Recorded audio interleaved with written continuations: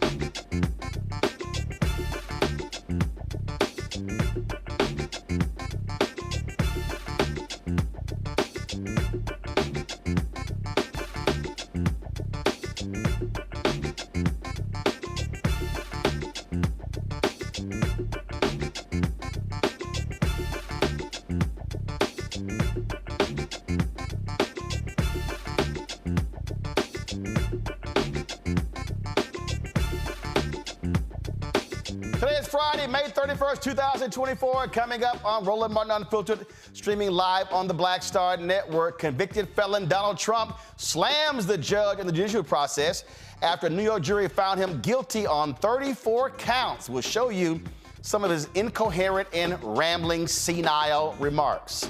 Also, a former producer for The Apprentice said that Donald Trump used the N-word in reference to Kwame Jackson winning The Apprentice. Kwame joins us right here on Roland Martin Unfiltered. Major League Baseball records have shifted since the incorporation of the Negro Leagues. We'll talk with the grandson of Josh Gibson right here on the show. Plus, a Michigan judge is confused by a brother driving during his virtual hearing after his license was suspended. Damn, that brother's dumb. Plus, we're to talk about Black Voter Turnout and what needs to happen to ensure we are voting in record numbers in November. Plus, 103 years ago, Today and tomorrow, one of the bloodiest acts of domestic terrorism in American history took place in Oklahoma. We'll remember the Tulsa Race Massacre. It is time to bring the funk. I'm Roland Martin Unfiltered on the Black Star Network. Let's go. He's got it. Whatever the miss, he's on it. Whatever it is, he's got the scoop, the fact, the find. And when it breaks, he's right on time and it's rolling. Best believe he's knowing. Putting it down from sports to news to politics. With entertainment just for kicks, he's rolling. It's on go, y'all. It's Roland Martin, Rolling with Roland now. He's funk, he's fresh, he's real, the best, you know he's Roland Martin now.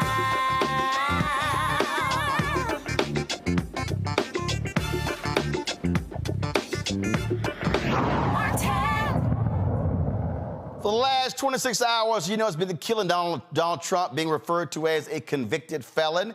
The day after being convicted of 34 felony counts of falsifying business records, he stood before cameras repeating more false claims, lying about his trial, and really saying some of the most incoherent, crazy, dumb, and idiotic things. Well, then again, that's how he normally is. Roll it. If they can do this to me, they can do this to anyone. And these are bad people. These are, in many cases, I believe, sick people. When you look at our country, what's happening, where millions and millions of people are flowing in from all parts of the world, not just South America, from Africa, from Asia, from the Middle East, and they're coming in from jails and prisons, and they're coming in from mental institutions and insane asylums. They're coming in from all over the world into our country. And we have a president and a group of fascists that don't want to do anything about it, because they could right now, today, he could stop it. But he's not. They're destroying our country. Our country is in very bad shape, and they're very much against me saying these things. They want to raise your taxes by 4 times. They want to stop you from having cars with their ridiculous mandates that make it impossible for you to get a car or afford a car. Would make it very possible for China to build all of our cars. It's a very serious problem that we have. We just went through one of many experiences where we had a conflicted... All right, I can't listen to all that bullshit any further. President Biden went before the cameras today talking about a potential deal in the Middle East to stop the war there between Israel and Gaza, but he also addressed the conviction of the Orange One. The American principle that no one is above the law was reaffirmed. Donald Trump was given every opportunity to defend himself. It was a state case, not a federal case, and it was heard by a jury of 12 citizens, 12 Americans, 12 people like you, like millions of Americans who served on juries.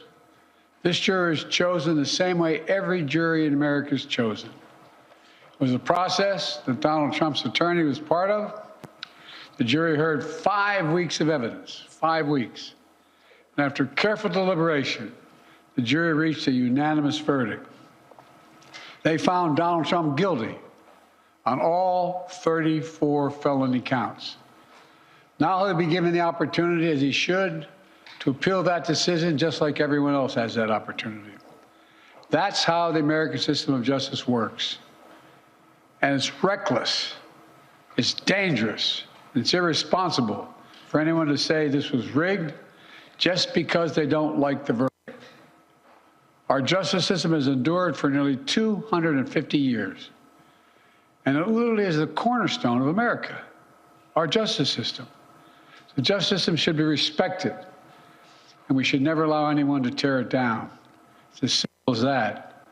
That's America. That's who we are. And that's who we'll always be, God willing. Well, and of course, you know, it kills Donald Trump to see these newspapers, the front pages all across the country. Look at the Washington Post, Wall Street Journal, USA Today, LA Times, Chicago Tribune, Palm Beach Post, Tampa Bay Times, you name it. They all saying Trump guilty, guilty, guilty. It has to drive him absolutely crazy. Now, folks, the day of this actually happened, a longtime producer of The Apprentice came out and stated that his non-disclosure agreement had expired, and he came out and said that he personally heard Donald Trump use the N-word in reference to the potential winning of Kwame Jackson potentially winning The Apprentice. Now, that was talked about in 2016. People said, well, there was these rumors, but this was the first time you actually had someone on the record say they heard him say it. He said there are tapes. And so, joining us now from Spartanburg, South Carolina, is the first runner-up on the first season of The Apprentice, Kwame Jackson. Always good to see you. Scott Bolden should know, see, I don't mind having Kappas on the show. You don't always got to give it to you, Roland. Well, Always got to. Come on now. You know I had to go ahead and reference that. And look, I even got on my little ode to 1906 black and gold, bro. I tried to work with you. Remember, without Alpha, y'all just Kappa Psi. We always do this. We start with this. Come on now. That's how we do it. Always good to see you. First off, I just got to get your thought. I had Randall Pinkett on yesterday. I just got to get your thoughts and reaction. Really, for the first time, where Donald Trump is being held account for his actions, and there were 34 of those counts. That's why I'm rocking my Earl Campbell number 34 jersey today. Okay. I like that. I would go. I would go with Peyton. I would go with Walter Payton, number 34, but I respect that you're from H-Town. There you go. I respect. There you go. Put it together. I feel like most black people feel. You're one of the voices of Black America, and I feel the same. I feel like this is a jubilee moment, brother. I feel like this is the first time you can have somebody who needs to be held to account and actually see that person go into the system, see the system actually work, and then get a conviction on 34 counts of the other side. Now, the second part of that system is what we have to worry about, which is, what is the sentencing going to be? Is he going to do any time in jail? Is it going to be community service? Is it going to be house arrest? Hopefully, it'll be some assortment of those options so that we can see some accountability beyond just probation and a check. He had this news conference today and blaming everybody and deny. I mean, you swear he is perfect. He's done nothing wrong and everybody else just lying. Oh, I don't owe any small businesses. I didn't do this. I didn't do that. That right there, if you are a supporter of him, you are just accepting the fact that you are backing an utterly delusional individual. Yeah. If it walks like a duck and it quacks like a duck, then we already know the rest. And it's like people start to do all kinds of mental gymnastics to get themselves in a position to control their own mental frame around how they want to see the outcome. So whatever the Pied Piper tells you, you start dancing to the beat. So we already know that installed base of America, we can't go after that. We can't change those people. All we can focus on is the 7 key swing states, the people who are in the margins, the Philadelphia suburbs, the Milwaukee suburbs, the Phoenix suburbs, and getting those voters on the margin to swing this election, even in my home state of North Carolina, or even now in South Carolina.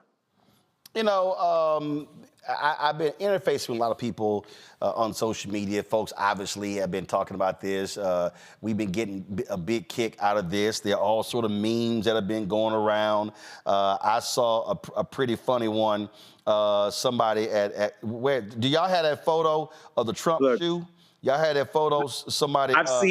I've seen a prison cell called Bar-a-Lago, which is good. That was a good one. I saw Trump Tower with the prison tower watch where it was called Trump Tower in the middle of the prison yard. There's been some real good ones. There's the 34 counts. You saw the 34 counts with the count from Sesame Street. I like this one right here. Somebody put the ankle bracelet on one of them golden Trump shoes. That was pretty good. And again, folks are having a good time at it, but the point that you're making there is the ultimate way to shut him up and shut him down and to inflict even more pain on him is to give him that second L in November. That's it. And we got to hit them where it hurts. And we got to come out. All the folks who are thinking about not voting, we went through this before in 2020. We went through this in 2016. Please come out and vote. Your vote will make a difference. We already know the downstream ramifications of not voting. Folks who, didn't vote. That's how, we got the Supreme Court justice we currently have and the 3, buffoons who've come on and changed the whole context of the court. even at the local level, whether it's your county commissioner, supporting folks like Fonnie Willis, your local district attorney, all those are local voting decisions that need to be made. So people need to give them that second L, like you said, and come out in the fall and, hit the jumper when it counts. So let's talk about this Apprentice producer coming out and coming on the record saying he absolutely heard Donald Trump use the N-word in reference to you potentially winning the show. Your thoughts?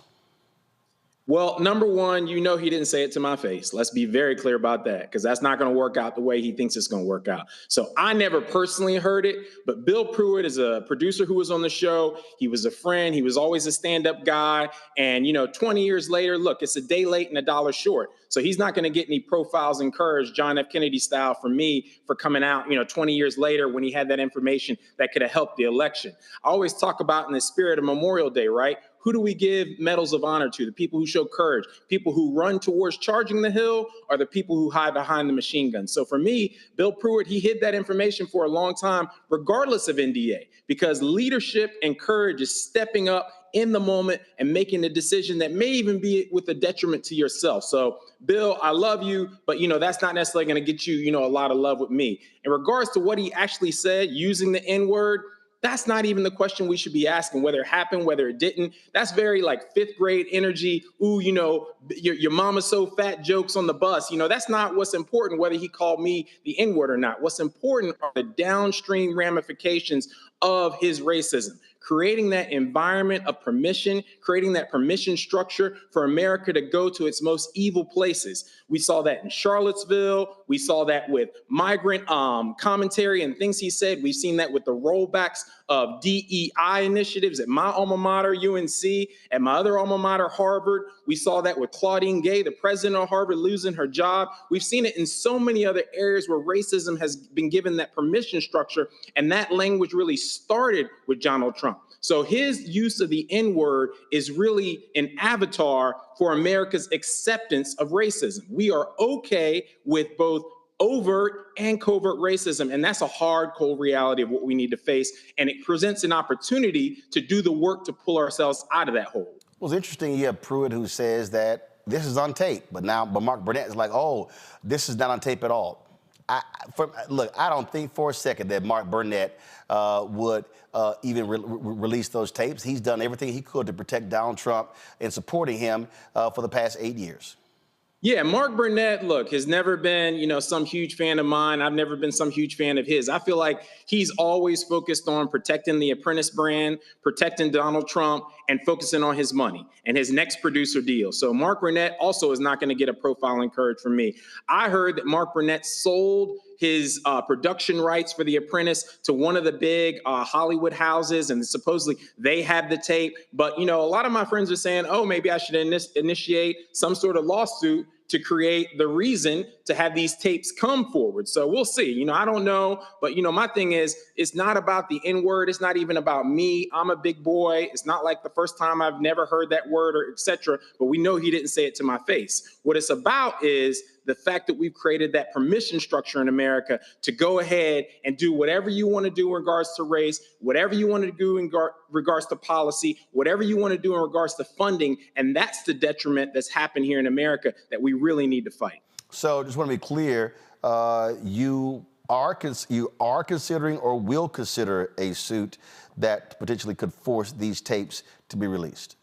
I could be open to it. If that's something that, could create a subpoena to actually have those tapes released, I could be open to it. Look, I'm not going to do all the legal work. That's for the legal minds out there and the context that I have to structure behind. But look, I'm not opposed to doing my part to move the needle with swing voters to get those decisions made that might get information out there that will create, the proper amount of swing state votes to go against Donald Trump. So, I will do my part in regards to that, but that's not on me. It has certainly been quite a crazy, frankly, decade, if you will. He flirted running for president in 2011, chose not to, announced in 2015. And I said when I was on ABC this week, I said the Republican Party, they've allowed evil to consume evil into their home, and now it has consumed them. So that now they have to deal with it.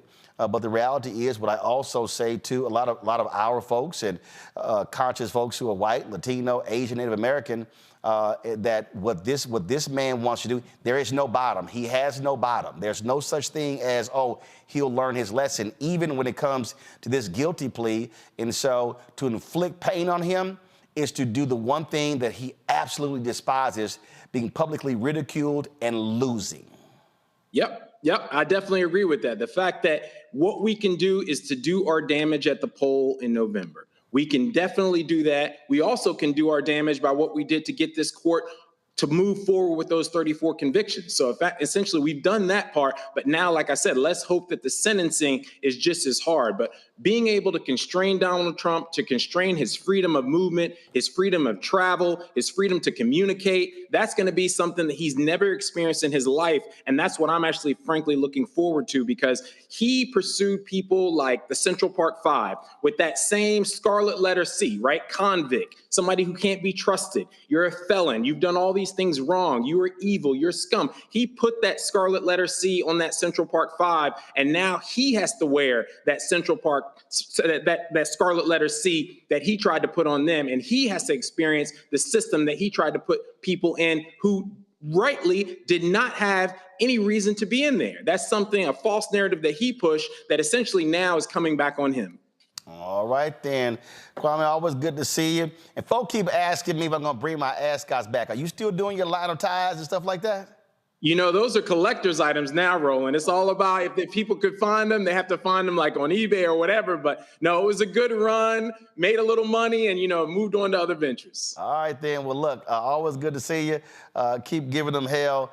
And you don't look too bad in that black and old gold. Yo to the news. Yeah, You can keep that little okay sign. All right. Kwame, I appreciate it, my brother. Thanks a lot. Thank you so much. Vote, America, vote. Yes, indeed, vote. All right, folks, got to go to a break. We'll be right back. Roland Martin Unfiltered right here on the Black Star Network.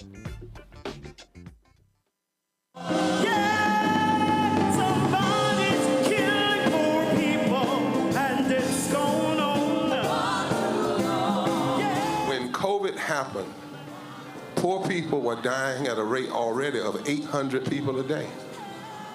Before COVID, if you went to a funeral every single day, it would take you 600 years to attend all the funerals of the people who will die from the ravages of policy violence, poverty, and low wages in America in just 1 year. It would take you 2 years and 19 days to go to all of the funerals of the people that will die today, and oftentimes silence. Nobody talks about this political genocide, but we are determined today to remember their death and be a resurrection of voting power and voice power like never before. Economic justice and saving this democracy are deeply connected. We, as a nation, must listen to the demands of the poor, who are pushing and will continue to push political candidates and elected leaders to lift from the bottom so that everybody can rise. We are the poor, the marginalized, and the underpaid.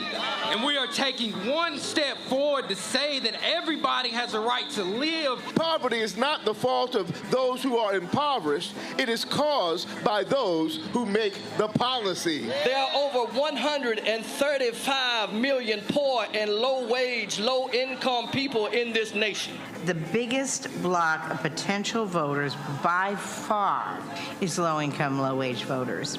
I can't afford medicine. Sometimes I have to skip because of the cost. The farm worker community is tired of the violence imposed upon us by greed, exclusion, and denial of basic human rights. Those folk that represented by that casket, poor and low-wage workers who are the most moral people in this country because they go to work every day believing, even though going to work is hazardous to their health. I'm tired of working 70 to 80 hours a week and still not have money for the necessity of bills. I'm tired of getting sick and not being able to go see the doctor. Having to make a choice to pay between rent or the light bill or food or clothes. You cannot claim to care about families and a culture of life and then do everything in your power to rob people of equal access to resources and to force them to live in poverty. Leadership of both parties have waged war on poor people and low-wage workers. And this government has treated people experiencing poverty, including their military families, with disdainful, deliberate, malicious neglect. So the truth is that my son died from poverty. We refuse to accept poverty as the fourth leading cause of death. The fourth leading cause of death in this, the richest country in the world. We march today for our children and the generations to come. And we need to do it with the loudest voices possible, the biggest actions possible. We will voice our demands and register our vote. When we stand up and when we stand together, things change. There is the electorate that is, and then there is the electorate that should be. 34 million eligible poor and low-income voters did not vote in 2016. If just 20% of those voters in swing states were mobilized around an agenda, they could change the political outcome of every election. So we're launching the most massive voter mobilization and turnout campaign in history of poor and low-wage voters, allies, and religious leaders. People are dying, but we know it doesn't have to be this way. And so we are calling on everyone to join us in this Poor People's Campaign, a national call for moral revival. We are here, we will be seen, we will be heard, and our power will be felt. We don't need to be an insurrection. We are a resurrection that will be felt across this country. Are you ready? Ready? Ready? Ready? We are a resurrection, and we are ready.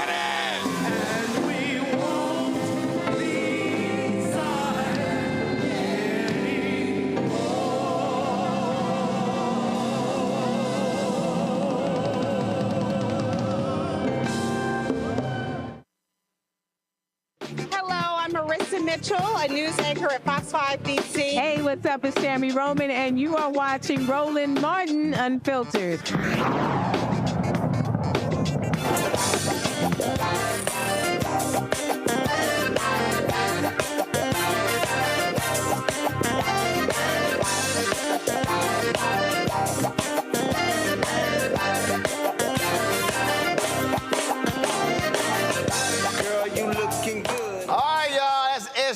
With the slow wine, but we ain't got a slow wine here. Y'all know we got to bring the funk today.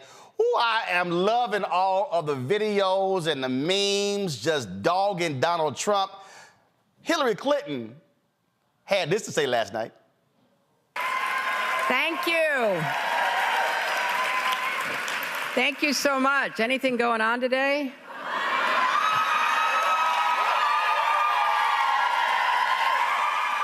I bet she's saying hashtag, I tried to tell you. All right, y'all, this Law and Order send-up really made me smile.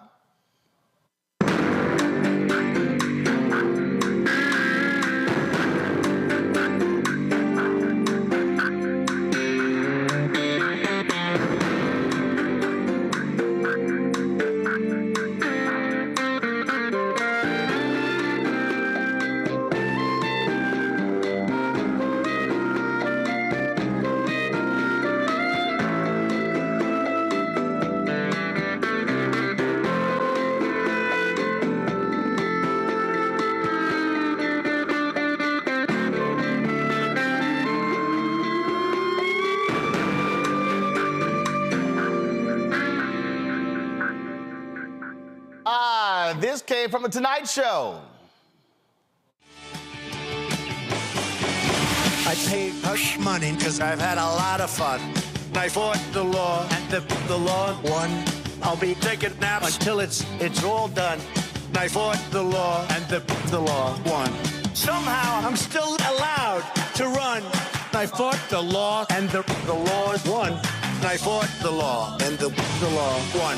Take me home, mommy. Oh, my man Waloney has dropped this song using AI. You guilty as hell.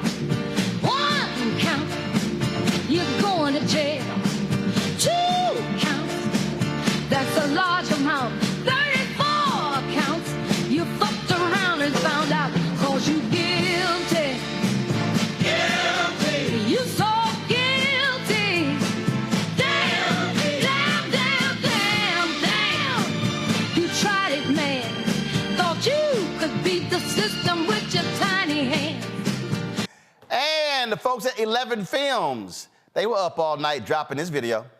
We've got a verdict. Ari Melber. We are looking at count 1, guilty. Count 2, guilty. Count 3, guilty. Count 4, guilty. Count 5, guilty. Count 6, guilty. Count 7, guilty. Count 8, guilty. Count 9, guilty. Count 10, guilty. Count 11, guilty. Count 12, guilty. Count 13, guilty. Count 14, guilty. Count 16, guilty. Count 17, guilty. Count 18, guilty. Count 19, guilty. Count 20, guilty. Count 21, guilty. Count 22, guilty. Count 23, guilty. Count 24, guilty. Count 25, guilty. Count 26, guilty. Count 27, guilty. Count 28, guilty. Count 29, guilty. Count 30, guilty. Count 31, guilty. Count 32, guilty. Count 33 and 34, guilty. That is Donald J. Trump, defendant, found guilty on all 34 felony counts. Oh, my goodness. Don't you just love it? That's why, again, I'm rocking the Earl Campbell throwback jersey from the Houston Oilers. Of course, he was number 34. And so I just love it. I love it. I love it, y'all. Look, y'all see this here? Somebody posted this. This pretty damn funny here. They put some prison bars over Donald Trump's star on the Walk of Fame. That's pretty cool. And then I thought this photo was absolutely great because, you know, he's talking about appealing. Here's the problem. These are the judges of the Manhattan Appeals Court. 5 black women. Good luck with that appeal, player. Dr. Niambe Carter, Associate Professor, University of Maryland School of Public Policy out of D.C. Michael Imhotep hosts the African History Network show out of Detroit. Jelana Jones, Texas State Representative and lawyer out of Houston. Glad to have 3 of y'all. Niambe, I'm cracking up laughing because MAGA has been losing their minds. I mean, the crying and the wheezing and the whining and the threatening. I mean, they have been losing it. And I'm sitting here going, I'm confused. Y'all are literally defending somebody who cheated on his wife, slept with a porn star, lasted 90 seconds, then asked his attorney to pay a hush money, hid the payment, breaking campaign finance laws, and that's y'all martyr?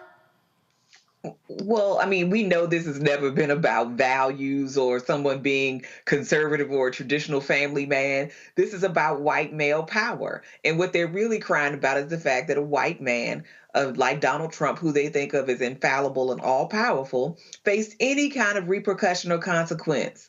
Because you know what he could have just did? Cheat on his wife. Not paid the hush money, because clearly this cult of people do not care what this man does. Instead, he committed a crime to cover up something that, quite frankly, seemed to be right in his wheelhouse. This has never been a man known to be faithful in his marriages. I mean, we've seen the transcripts from the various memoirs from Marla Maples to Ivana Trump. So I don't know what this was about other than the fact that these people can't stand that their leader, if you will, lost, because they treat him almost like a deity. But I mean, you know, that's the route he found out. Michael, if you really want to see a video of a really just shameful and pathetic black man, is this dude right here. I can't believe the hoax, this sham, this absolute injustice justice system. D.A. Bragg and the judge should be ashamed of themselves. This isn't just ridiculous. This actually erodes the confidence that Americans have in the justice system. Unbelievable. Unfreaking believable. But good news is coming. D.A. Bragg, hear me clearly. You cannot silence the American people. You cannot stop us from voting for change. Joe Biden's injustice, Joe Biden's two-tier injustice system, weaponizing the justice system of the United States of America against a political opponent, un-American. Joe Biden, you're fired. We the people stand with Donald Trump. I can't believe the hoax, this sham, this absolute injustice. Here, how dare you? I mean, this is an abomination. This is a sham, like my engagement. I mean, what am I sitting here talking about? I mean, this is just ridiculous. I mean, Joe Biden, how dare you? No, put Tim in the box. How dare you? I can't believe y'all did this to my man. All the ass that I've been kissing. I've been sitting here backing this man. I mean, I've been sitting here. I mean, what is wrong? How dare y'all do that to my patron saint? What's wrong with y'all? This ain't right. This ain't fair. Y'all gonna keep me from becoming the vice president. I can't believe y'all did this to my man. What's wrong with y'all? This is not the United States of America. This is a banana republic, and this don't make no sense. I'm highly pissed off. This is the most bass I've had in my voice ever in my life, and this is just wrong, wrong, wrong. Damn it, I need a lollipop. Michael, go ahead. This is what a certified Negro who is still under warranty looks like. Senator Tim Scott is a total disgrace. Okay. And I know he likes to talk about he went from picking cotton to Congress in one generation and things like this. But his ancestors to pick cotton in South Carolina, if they came back to see what he's doing now, they probably slapped the black off of him. OK, so this is a just ruling. Number one, it was a jury of Donald Trump's peers. He went out today rambling, and numerous news outlets have fact checks on the lies he was telling, like the Washington Post from Trump Tower lobby, a gusher of falsehoods about the trial. And then also keep in mind that during the 2016 campaign, Donald Trump was saying, Hillary Clinton's emails, but it was Donald Trump's own State Department. And I'm looking at the article from the New York Times, October 18, 2019. State Department inquiry into Clinton emails finds no deliberate mishandling of classified information. Okay, so it's very interesting why he wanted to hang that over Hillary Clinton's head during the 2016 campaigns, and we found out his own State Department exonerated her. He gets busted trying to influence the 2016 campaign. Okay, so this goes beyond paying just quote unquote hush money to an adult film star. This deals with trying to suppress information that he knew and his campaign knew would drastically influence the 2016 campaign against him. He was already saying he was losing votes with women after the Access Hollywood video came out.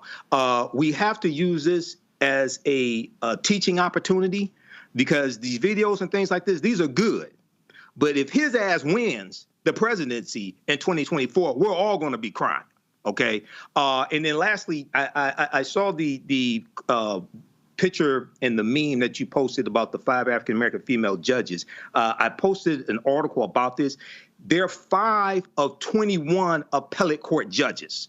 And they're chosen, if you read the article, misleading photos suggest Trump would face an all-black, all-female panel of judges on appeal. It's from the Dispatch. These are 5 appellate court judges, but it's a total of 21 appellate court judges. And it's usually a panel of 4 or 5 that are chosen randomly. Michael, there's a phrase in radio called "go with the bit." You go with that comes from the Time during the morning. No. I work for 2 radio stations. Go with the bit. Right now, Michael, you're fucking up the bit.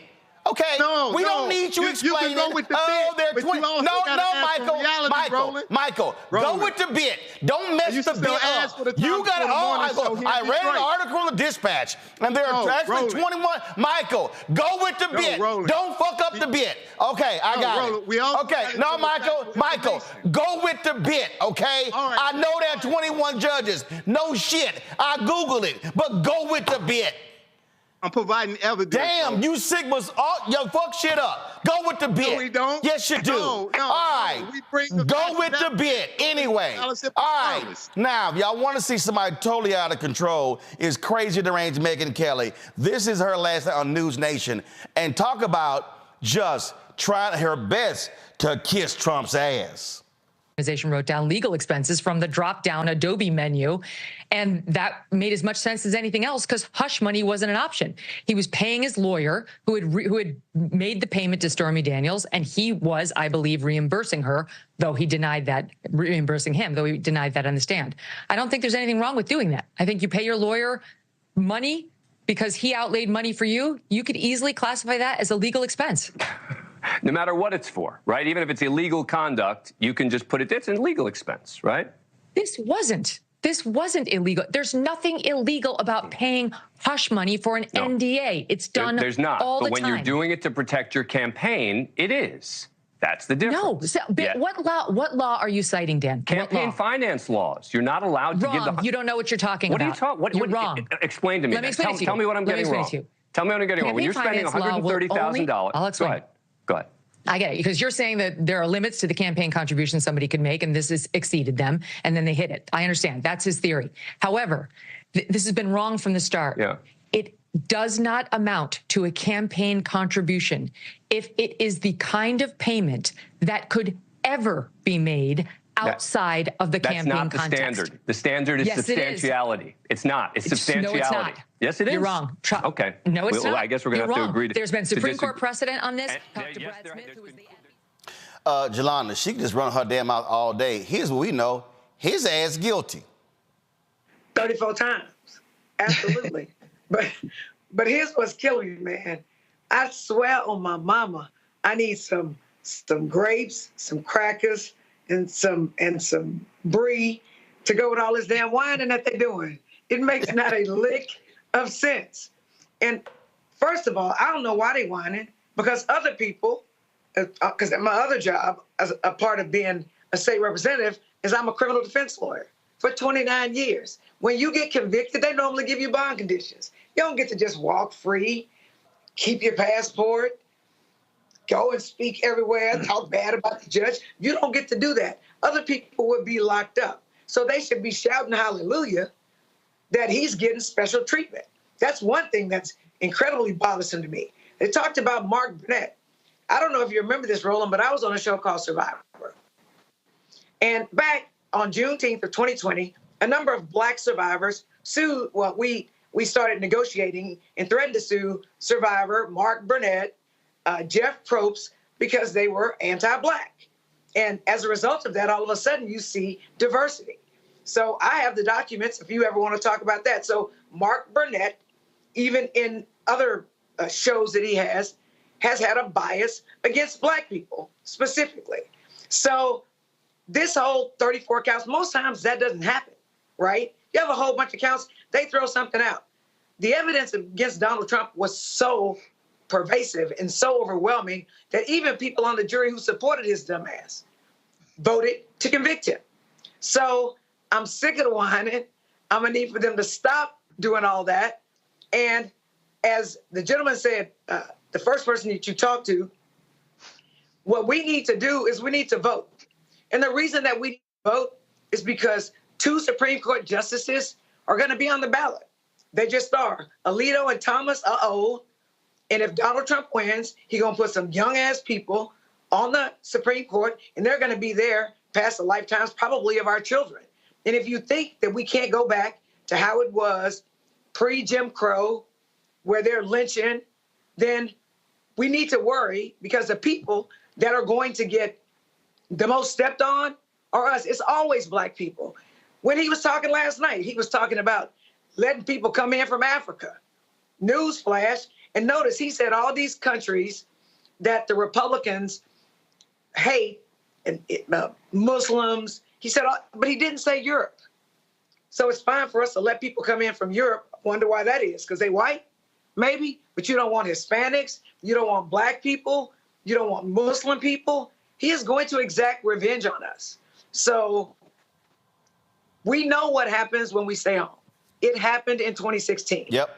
and things got really bad. So we came out and we voted in 2020. Thank God. We better vote in 2024 because our children's lives and our grandchildren's lives are going to depend on it. And that's a fact. Now, when you talk about the whining, this to me was absolutely wonderful yesterday. Listen to this. I want to get John in for one final comment. If there is a conviction, what happens to markets tomorrow? Very simple. I think markets crash tomorrow if there's a conviction, but I think they will bounce back because, look, even if they put Donald Trump in jail, I think the American people will vote him into president. We will vote him into the White House right out of the New York City jail. It's an outrageous trial, and people can see. But if there's a conviction, you think there'll be a crash? I think the markets will do very badly. What are you talking about, 1,000-point loss? I think we'll see at least a 2% drop. Okay. John Carney, I want to thank you. That was y'all John Carney. John Carney said the markets are going to crash. They're going to tank. They're going to be down 2%. Henry, go to my iPad. The Dow gained 600 points today, y'all. So all that nonsense didn't happen. Do y'all see how crazy these people are? Understand, they predict doom and gloom, and it was up 600 points. Let's beat his ass by at least 400 electoral college votes. Because, again, that's the way you really stick it to them. All right, y'all, I got to go to break. We come back. We're going to talk about Major League Baseball. Josh Gibson, of course, now sitting at the top, several different records. We're chatting with his grandson next, right here in Roland Martin Unfiltered on the Black Star Network. Support us in what we do, folks. First of all, join our Bring the Funk fan club. Our goal is to get 20,000 of our fans contributing, on average, $50 each for the year. That's $4.19 a month, 13 cents a day. Y'all ain't getting this kind of show nowhere else. You don't have this much flavor and this much color on MSNBC, CNN, Fox News, ABC, NBC, CBS, Young Turks. We know ain't no black-owned media doing anything like we doing. None of them. Not Ebony, not Essence, not The Griot, not Black Enterprise, not Blavity, not any of these folks. They ain't doing what we do.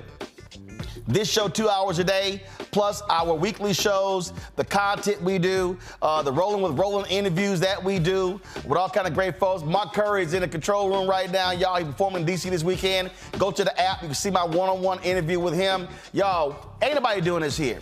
Your support is critical for us to do what we do. Everybody who gives during the show, hit me up, and we are going to shout you out. P.O. Box 57196. Checking money orders. P.O. Box 57196. Washington, D.C. 20037-0196. Cash App, $RM Unfiltered. PayPal, R Martin Unfiltered. Venmo is RM Unfiltered. Zelle, Roland at RolandSMartin.com. Roland at RolandMartinUnfiltered.com. Download the Black Star Network app. Apple phone, Android phone, Apple TV, Android TV, Roku, Amazon Fire TV, Xbox One, Samsung Smart TV. And we come back, some breaking news out of Florida in the case of Airman Roger Forston, who was shot and killed by a sheriff's deputy. I had that for you when we come back. You're watching Roland Martin Unfiltered. Back in a moment. Fanbase is pioneering a new era of social media for the creator economy. This next generation social media app with over 600,000 users is raising $17 million, and now is your chance to invest. For details on how to invest, visit startengine.com/fanbase or scan the QR code. Another way we're giving you the freedom to be you without limits. Now streaming on the Black Star Network. If you look at all of the best mans, the movies, and then, of course, the series on Peacock, why do you think it resonated so well? Well, I think it's a reflection of us. You know, I think it's a reflection of authentic black people, the way they see themselves.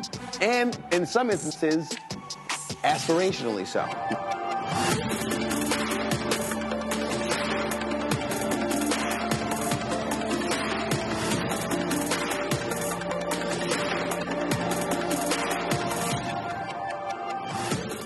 This is Reggie Roth-Byfield. You're watching Roland Martin, unfiltered, uncut, unplugged, and undamn believable. You hear me?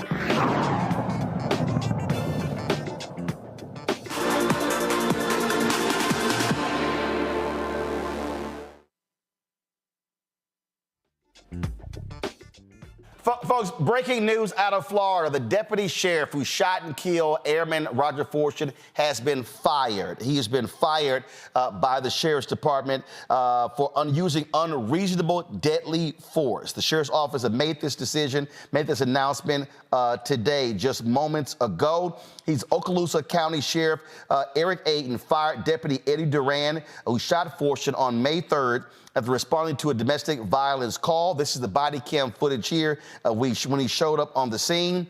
The sheriff here, of course, Fortune opened the door.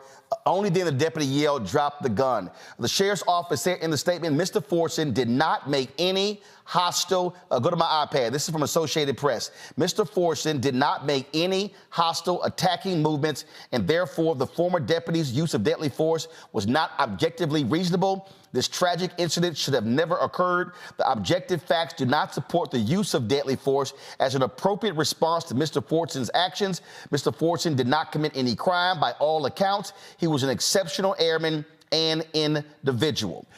Quickly go to my panel, Jolanda Jones. First of all, now it's time for the DA to get involved here. This officer should be indicted. He should be indicted, but the sheriff's department is trying to cover their butt, right? That's what they're trying to do. But also, I mean, you shoot a person who's in the military. Bad optics, bad optics. So right now, I think that and there's also been a lot of pressure about it. So this has a lot to do with what it looks like. It remains to be seen what kind of settlements they're going to offer or anything. But we've got to wait until a trial. And I just think that as more and more of these things happen, the only people that are getting shot for the most part are us. Doesn't matter what we do. It doesn't matter if we're military heroes. Right. It doesn't matter any of that. And so it's going to get worse and worse and worse. But it's unacceptable. The sheriff's department is trying to cover its own ass. And I'm just waiting, and I'm thankful that he has the lawyers or his family has the lawyers that he have, because it's just wrong on all levels. And I'm still trying to figure out, when are police officers going to value Black life? Why are they always shooting us when we're not doing anything, when white folks can kill people, shoot up churches, and they manage to bring them in and feed them no matter what? So it's a problem to me, and the sheriff's department, as I say it again, for the third time, is covering their butt. But let's see how this all shakes out. Henry, go back to my iPad. This is the Associated Press story. According to a sheriff's report, after the shooting, when other deputies arrived to render aid, Duran walked to the breezeway outside the unit and struck a wall with his right fist, saying, "Fuck." An investigator later asked him why he did that, and he said he thought that he was about to get shot. It was just kind of letting out whatever, built up emotion and frustration. He said, according to the internal report, it was just one of these things where, as I'm standing there thinking I'm about to get shot, I'm about to die, he said. Once said and done, it was all the emotion going, oh my God, like just let it out, he said. Niambi? I mean, this is the kind of thing that often happens with police officers. All they have to usually say is they were afraid, they were scared, and then it's all good. And in this case, it's a shame that you kind of have to have a perfect victim for anybody to be willing to hold police officers accountable. I mean, this young man is in the military, done nothing wrong, and we have to consistently say what these people's resumes were to give them any kind of humanity, because if not, we'll believe that the police had a right to take their life for no other reason than being scared. Being scared doesn't allow any of us to shoot anyone, to kill anyone. And yet the police do this with impunity all of the time. And if you are that emotional and you are that unable to handle yourself in a position like that, then you don't need to be a police officer. You certainly don't need to have your hand on the gun and basically unlimited opportunities to harm anyone you please because you're scared. Michael, check this out. According to the AP story from 2003 to 2014, Duran served in the U.S. Army. He served in Iraq. He also worked in military intelligence, moved into military law enforcement, received an honorable discharge, served in law enforcement career in Oklahoma, worked as a police officer and a K-9 officer from 2015 to 2019, fire marshal in Oklahoma, joined the sheriff's office in 2019, resigned 2 years later, rejoined the sheriff's office 11 months ago. Sorry, no excuse. He had all the, you always hear training. He had all the training in the world. No, he was trigger happy. He should have never, ever had a gun. Yeah, there's a number of things wrong here, and Benjamin Crump has walked us through the case and on various platforms. So yes, he should have never had a gun. Also, it appears that the officers went to the wrong apartment in the first place. But then the other thing is Fortson is a lawful gun owner. He's holding the gun in his hand, but is pointing down at the ground. So there is also going to have to be, and I don't know how this is incorporated into their training now. And even though we don't have nationwide standards for police training, they'll also has to be incorporated. What happens when you come to somebody's home and you have to think this could be a lawful gun owner at the same time? Okay, how do you engage? How do you proceed? So this person, yeah, I think the department is trying to cover their behinds, and the DA needs to get involved, and it looks like he needs to be prosecuted also. Hopefully justice will prevail here once again. And again, folks, the breaking news, the deputy sheriff in Okaloosa County who shot and killed Airman Roger Forston, he has been fired by the sheriff there, saying that he used unreasonable force in that particular shooting. Again, the quote, this tragic incident should have never occurred. We'll be right back on Roland Martin Unfiltered on the Black Star Network.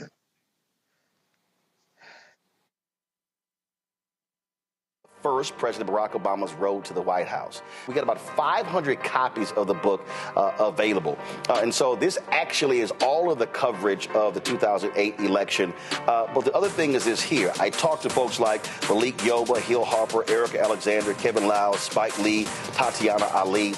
There's a lot of behind-the-scenes stuff in here as well, where I talked about some of the stuff that went down at CNN. Also, when you go through here, a lot of the photos that you see in here, photos that I actually shot, photos that were my time at CNN.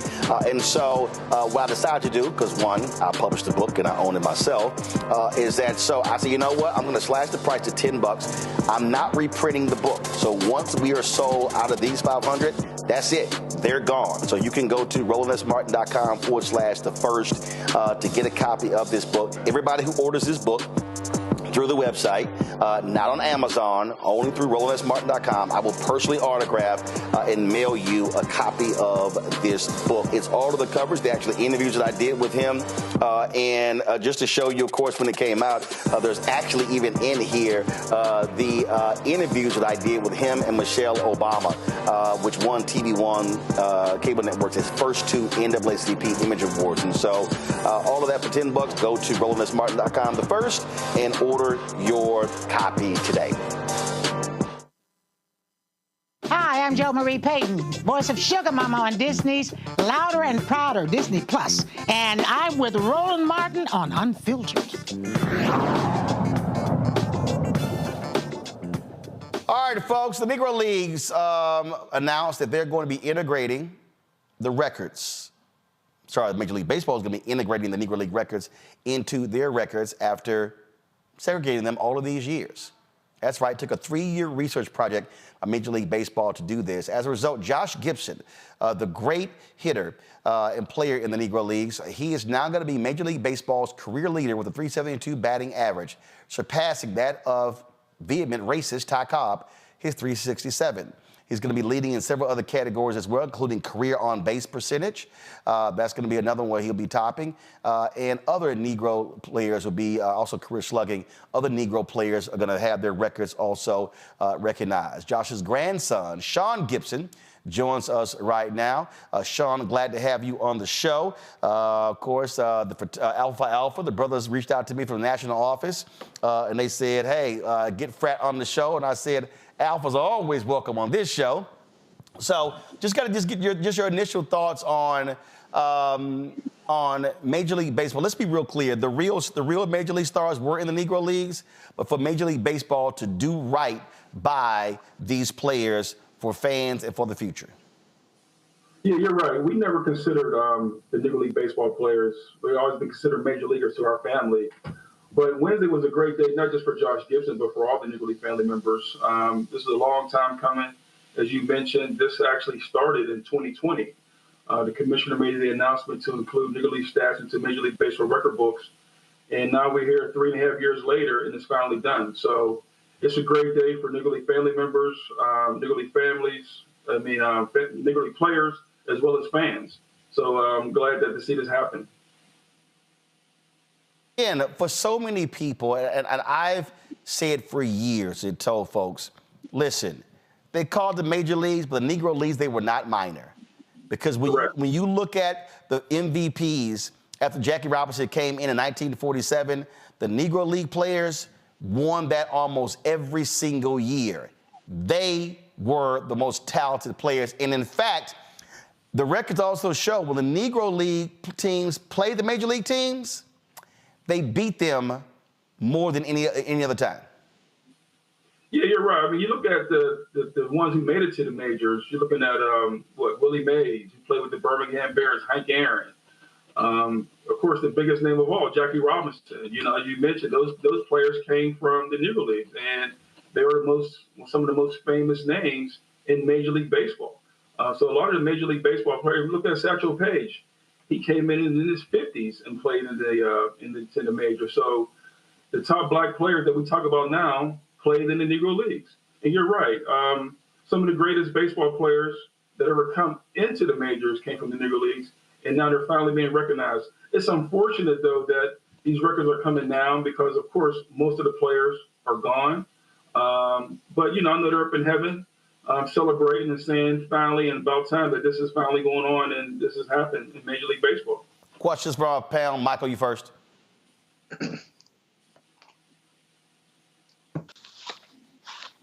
Okay, hey, thanks for coming on and sharing this information with us.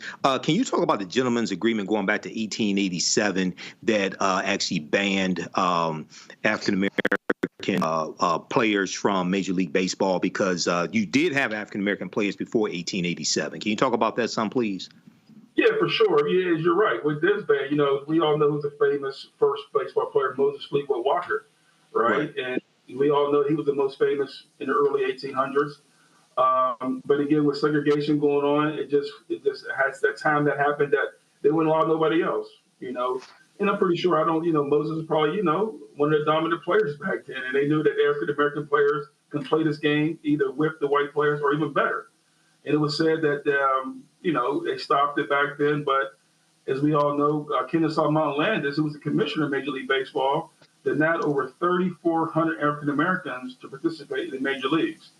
And so it was just a tragedy that, you know, that these players never had a chance to play. Right. All right. Thank you. So how do you think this might maybe bring black kids back to the sport? My nephew played baseball, but I think part of that, I mean, you know, I know so many people like my grandparents and others who loved baseball, and it was no small part because of black players, but that representation has been lost, gone. The greatness of these black players has been largely held up by black communities. So what do you think this may mean for black kids' interest and desire to play baseball? Well, I hope this does it does a lot for black baseball. You know, with these young kids nowadays, there's not a lot of black kids playing baseball right now. A lot of black kids are playing basketball and football. But, you know, right now we're trying to get more kids playing baseball. There's a new video game called MLB The Show that focuses on the Negro Leagues. So, you know, it's more about educating these young people about the Negro Leagues. But I think right now, even with Major League Baseball, you know, back in the 70s, it was around 27% of African-American baseball players in the major leagues. Now we're down to about 6 or 7%. And so, you know, RBI programs and, like you said, your local communities having teams within the inner city, hopefully this will bring back the game. But also, I think now when you Google who is one of the top players in Major League Baseball, you're going to see people of color who look like them. You know, they're taking the place of the Ty Cobbs and the Babe Ruths. So hopefully now our young people can understand that, learn the history of the game and also play the game can also be a great part of the game with these young people for today. Yolanda? So I think it's about damn time that Major League Baseball recognizes black players. But here's the truth. Whenever we go into white spaces, we dominate. I mean, all you got to do is look at Venus and Serena, Tiger Woods. I mean, you look at when we're allowed. When they had segregated football, they get a black guy in football. Next thing you know, the Southwest Conference got black people everywhere because they just want to win. So I would actually not at all be surprised if the white people had to play against the black people, then black people probably have all the spaces. That's just what happens. And I'll also say that the black people, the ones that got into Major League Baseball before it was more of a thing, think of the racism that they had to deal with, the anti-blackism, how they were treated. So they did these things having to deal with racism from even their teammates. Because trust me, there were people who believed that they were there and they shouldn't be there. But when it comes to are black kids going to play baseball more, I know, for example, here in Houston, the cost of going to a Major League Baseball game is not affordable. I mean, it's just not. But anybody can have a football and they can play football out in the streets. And even when I go look at college baseball, say at the University of Houston, you just don't see a lot of black people because it's never been pushed to us like that. At least when there was the Negro Leagues, the kids knew I can play baseball and I can play in the Negro Leagues. So I think that we have to do a lot, but I also think that we just don't know the history. Like sort of generally, we don't talk about history, and they damn sure ain't learning in school now with this attack on DEI. So I think it's going to take a lot from our community in order for us to get black kids to appreciate baseball and to play baseball, is what I think. Sean?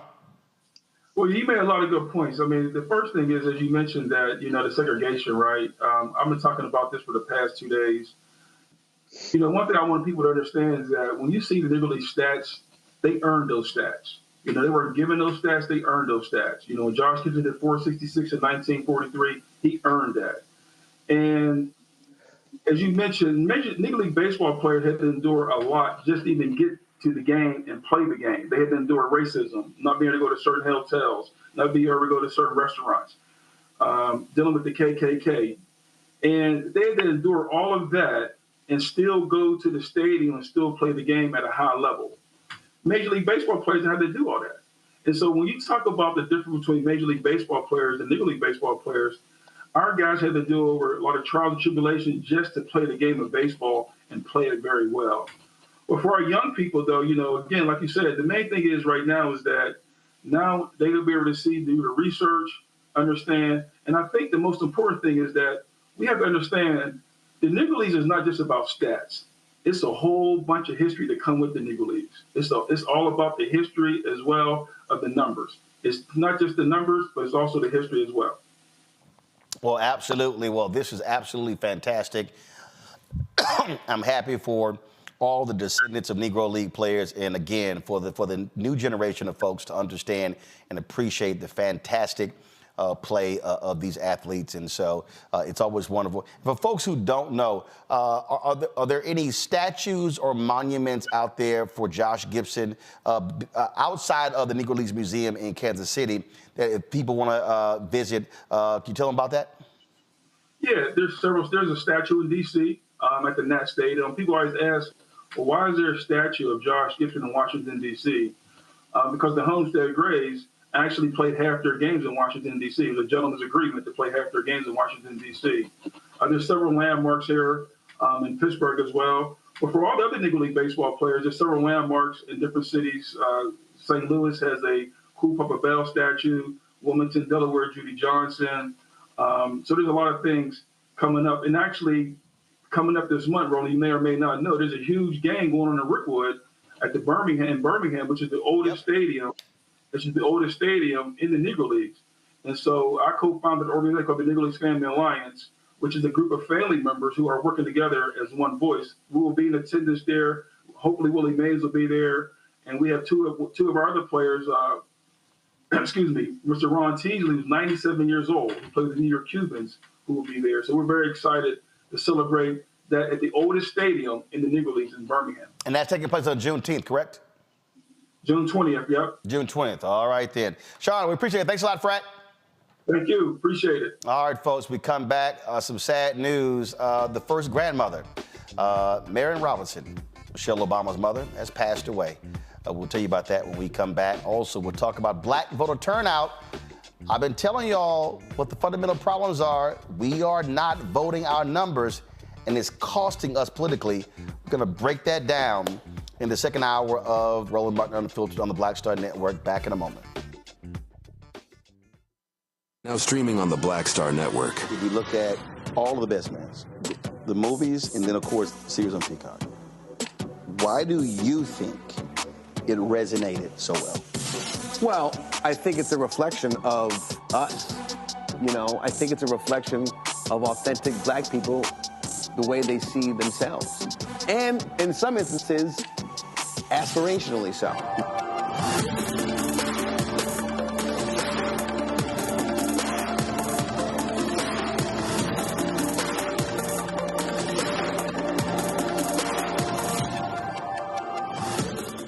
On the next A Balanced Life with Dr. Jackie, we're talking all things mental health and how helping others can help you. We all have moments where we have struggles, and on this week's show, our guests demonstrate how helping others can also help you. Why you should never stop giving and serving others on the next A Balanced Life here on Black Star Network. What's up, everybody? It's your girl, Latasha from the A. And you're watching Roland Martin Unfiltered.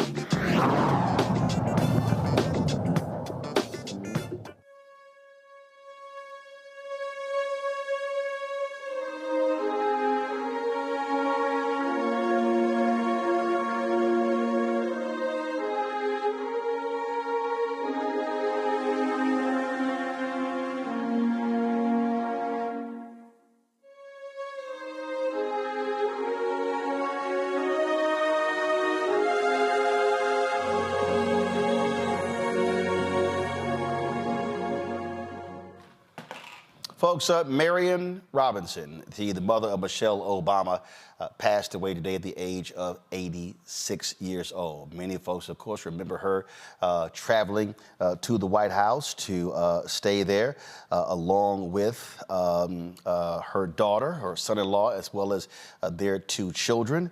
Of course, people always loved how she kept the girls in check. She was, it was, as Michelle Obama said, there was a nudge to get her to move from Chicago. She did not want to leave her house in Chicago to come to the White House, but they needed her to care for those young girls when they were there. She, of course, loved being with them and doing all the work that she did. Of course, she had three children: Michelle Obama, Craig Robinson, Craig and Kelly Robinson. And the children, two children, I'm sorry. This is a statement that the Obamas released on Medium that went out today. Mary and Lois Shields Robinson, our mother-in-law, and grandmother, had a way of summing up the truths about life in a word or two, maybe a quick phrase, and made everyone around her stop and think. Her wisdom came off as almost innate, as something she was born with, but in reality, it was hard-earned, fashioned by her deep understanding that the world's roughest edges could always be sanded down with a little grace. And so this is the full statement. She was one of 7 children on the south side of Chicago. The statement says, it talks about, again, raising the 2 children, being involved with the PTA, and of course, being very much involved with her children's life and her longtime husband as well. And you see here where they said, with a healthy nudge, she agreed to move to the White House with Michelle and Barack. We needed her. The girls needed her, and she ended up being our rock through it all. She relished her role as a grandmother to Malia and Sasha, just as she doted on Avery, Leslie, Austin, and Aaron. And so it says the trappings and glamour of the White House were never a great fit for Marion Robinson.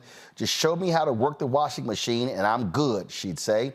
Rather than hobnobbing with Oscar winners or Nobel laureates, she preferred spending her time upstairs with a TV tray in the room outside her bedroom with big windows that look out at the Washington Monument. The only guest she made a point of asking to meet was the Pope. Over those 8 years, she made great friends with the ushers and butlers, the folks who make the White House a home. She'd often sneak outside the gates to buy greeting cards at CVS, and sometimes another customer might recognize her. "You look like Michelle's mother," they'd say. She'd smile and reply, "Oh, I get that a lot." And so it's a lot more to the statement here. I'll say this here, one of the funniest stories, Obama called into the Tom Joyner morning show, and we were talking, it was either right before he went on, before we taped the interview or in the end. He also talked about how she loved going to the casinos. And then he was talking, and finally he went, hold up, we may not need to talk about that. So y'all go ahead and strike that from it. So I remember that we all cracked up laughing about Marion Robinson loving the casinos. And so certainly we send our condolences to the Robinson family, to the Obamas as well. Marion Robinson, 86 years old, the first grandmother passes away. And so condolences again go out to her. We'll be right back.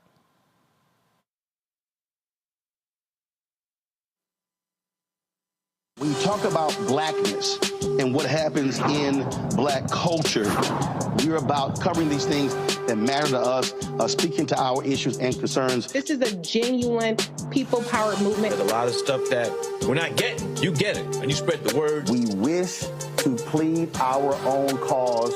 Too long have others spoken for us. We cannot tell our own story if we can't pay for it. This is about covering us. Invest in black-owned media. Your dollars matter. We don't have to keep asking them to cover our stuff. So please support us in what we do, folks. We want to hit 2,000 people, $50 this month, raise $100,000. We're behind $100,000, so we want to hit that. Y'all money makes this possible. Checks and money orders go to P.O. Box 57196, Washington, D.C. 20037-0196. The Cash App is $RM Unfiltered. PayPal is R Martin Unfiltered. Venmo is RM Unfiltered. Zelle is Roland at RolandSMartin.com. Hey, it's John Murray, the executive producer of the new Sherry Shepherd Talk Show. And you're watching Roland Martin Unfiltered.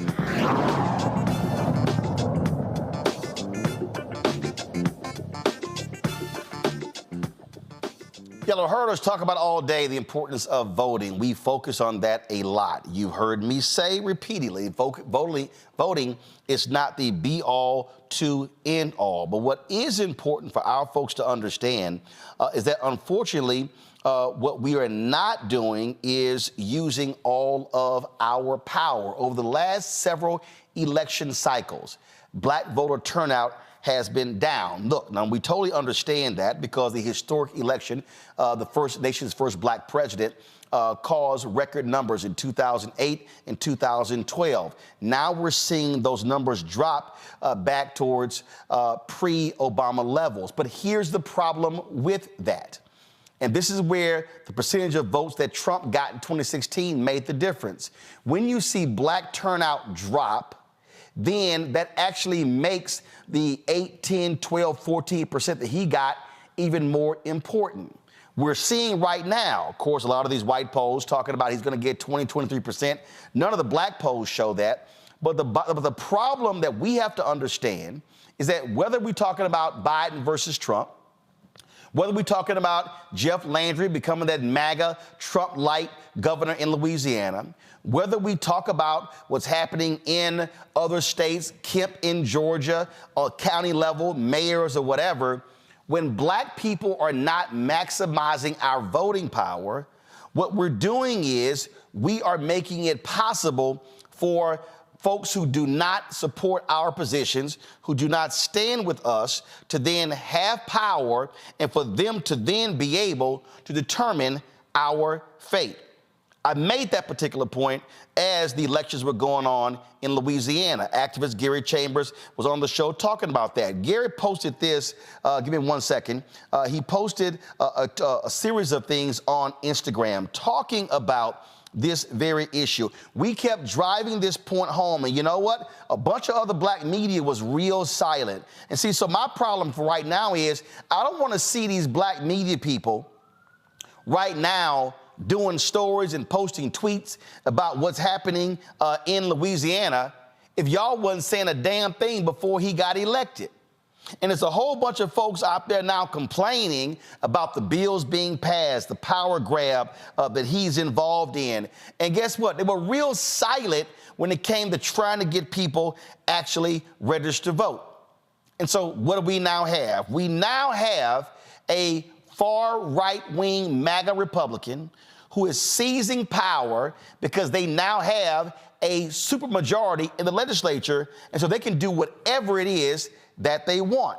And so when we talk about these things, what could happen if Trump wins in November? If you think what's happening in Louisiana and Mississippi and Alabama and Florida and Georgia and Arkansas and Tennessee is bad, oh, boo, you ain't seen nothing until they take the White House and the United States Senate in November. Joining us right now is Gary Chambers, activist out of Baton Rouge. Also, we have Dr. Robert Biko Baker, visiting assistant professor at the University of Wisconsin-Milwaukee. Gary, I want to start with you because we have, let's be real clear, we've got ops right now in our community. We've got black people with platforms, with following, who are saying, don't vote, don't vote, don't vote. They ain't done nothing. They ain't done nothing. I had some dude who's a foundational black American tweeting about, oh yeah, Trump 2024, we're gonna make these Democrats pay. And the reality is, and I said, well, that's pretty interesting because you say you want reparations. I said, ain't a single Republican out there standing for reparations. I said, everything on your agenda, they against, but you hollering Trump 2024. And we have to recognize that there are people who are invested in keeping black people from not going to the polls. And when that happens, then we screw ourselves because we're not taking advantage of our power. You know, Roland, you're absolutely right. We have it seems like an all-out assault from some folks in the hip-hop and entertainment industry, a lot of influencers out there. And when you say don't vote, you tell me that you fundamentally don't understand how the government works, especially if you are somebody who's paying an immense amount of money in taxes. You don't stop paying your taxes, but you're going to tell me that you're going to stop voting. Every time you go to the store, the government takes some of your money. So what you're deciding is that I'm going to let other people decide who spends my money. You're also deciding who's going to determine the quality of schools. You're deciding who's going to determine who leads my police department. You're deciding who's going to determine the quality of the libraries in my community, whether or not my potholes get fixed. There are people who have the privilege of being single-issue voters. I understand the terrible genocide that is taking place in Gaza, and there's a lot of folks who are saying, well, I can't vote because President Biden is leading this effort in Gaza as far as the funding goes. Here's the reality. America has never not been bombing other countries. The reality is you just didn't know about it because you weren't tuned into what was taking place with the government that you've been funding. And so now that you're aware, not participating is not the pathway. You can't change the funding if you don't vote for the members of Congress. You can't change the funding if you don't vote for the United States senators. The president of the United States is not the only thing on the ballot, and you're short-sighted, I almost cuss, simple-minded individual if you believe that not voting for the president is hurting anybody other than you. You are hurting yourself when you don't participate in the process because you're allowing your enemies to decide who's at the table, deciding what's on the menu. I have never been in love with the party. I've never been in love with a politician, but I have been in love with black people. Amen. And for me, when I look at civil rights, for me, when I look at voting rights, for me, when I look at black investment in black businesses, when I look at investment in black colleges, in fact, there was some fool on Twitter today, I might find it, who actually put out a tweet with a screen grab of the American Rescue Plan saying, see what happened when we voted, because it showed $2.7 billion going to HBCUs, but $11 billion going to Hispanic serving institutions. But this person was too stupid to realize that a Hispanic serving institution is any university that has 25% or 20 or 25% more Hispanics. Texas A&M qualifies. PWIs qualify. So this fool puts out information saying how, we lost out on funding. What he did not post was the $16 billion that HBCUs have gotten over the last 3 fiscal years. But that's sort of the nonsense that we see. And what these folks don't understand is, and it's crystal clear, these folks don't plan all of the money HBCUs have gotten, the student loan debt relief over the last 3 years. We talk about investments in black organizations. Also, not only that, under Trump, they were bundling contracts, so only large companies could compete for them. The Biden administration has been unbundling contracts so smaller businesses can qualify. None of that stuff happens if they are back in charge. That's just a fact. Amen. Amen. And when you look at what's happening across the country with community violence interruption, digital equity grants, infrastructure. You can see the Biden plan at work. And my main problem with the Biden administration is they did a very bad job telling the story. We all remember during the Obama administration, the signs, the stories, that influencers everywhere. Unfortunately, the Biden administration took a little bit too long to warm up. And I'll be honest with you, Robert. Obama was bad too. He had to come out and admit that we thought people were gonna get it, and it was like, no, bro, you got to sell it. That first stimulus bill they passed, they didn't tell anybody, and he was getting nailed. And it was like, dude, you got to sell it. This is Democrats' part of Democrats' problem. As Plies talked about, they don't know how to take credit for stuff. Right. Amen. I'm not going to debate. We can go back and revisit the Obama administration. There's a lot of things that we should have did differently, both as a community and he should have done as a brother. But he was better. He was a much better salesman, and they got a very difficult salesman at the top of the ticket. And I think that's why we need to get people like yourselves, out on the road in these battleground states really telling the story. This is a very clear issue. And I know a lot of my people come from the more radical left, and we're looking at Palestine, and it's a very horrific thing. But I think even that is clear when you see Nikki Haley in Palestine, riding on bombs and celebrating babies being killed. I think we have a really big difference, and we have to be honest about where we're at. If not, we could be in a lot of trouble. The thing here, I'm going back to not in love with a party or an individual. And what you have with these ops, Gary, they're out here going, you butter biscuits, you dancing, you tap dancing, and all this sort of stuff. And I'm sitting here going, no, I know what the hell I'm talking about. Because federal, state, county, city, school board, right now in Houston, the largest school district in Texas, majority minority, folk are pissed off that Mike Miles is controlling the process because the Republicans in Austin took over the legislature. Well, guess what happens? When we don't vote in statewide elections, they have that power. In Louisiana, the reason they are running roughshod, they just voted to give the governor power over every state task force and committee, some 148 different boards, because they now have a supermajority. If they don't have a supermajority, they gotta work with Democrats. Supermajority, they can do what the hell they wanna do, and they are moving fast to completely dismantle and seize power for the next 100 years in Louisiana. The reality, Roland, is because people don't understand the power that they have in their vote, not participating in the process is how Jeff Landry became the governor. This is a man who won an election with 30-something% of the people in the state showing up to vote. He won 50+% of that vote, which was about 19% of registered voters. 19% of registered voters is less than 20%. I think it's less than 15% of the total population of the state decided who the governor is because people just didn't go to vote. When you don't vote, you give other people permission to make decisions on your behalf. When you don't vote, you allow your enemies at the table for you. More importantly, you give the ability to say that everything that you are working for in your community is not of the same value as somebody else. If you don't understand the process, just say that, but don't sit here and say that people aren't doing anything. If you're frustrated with the speed of the process, just say that, but don't say that people aren't doing anything.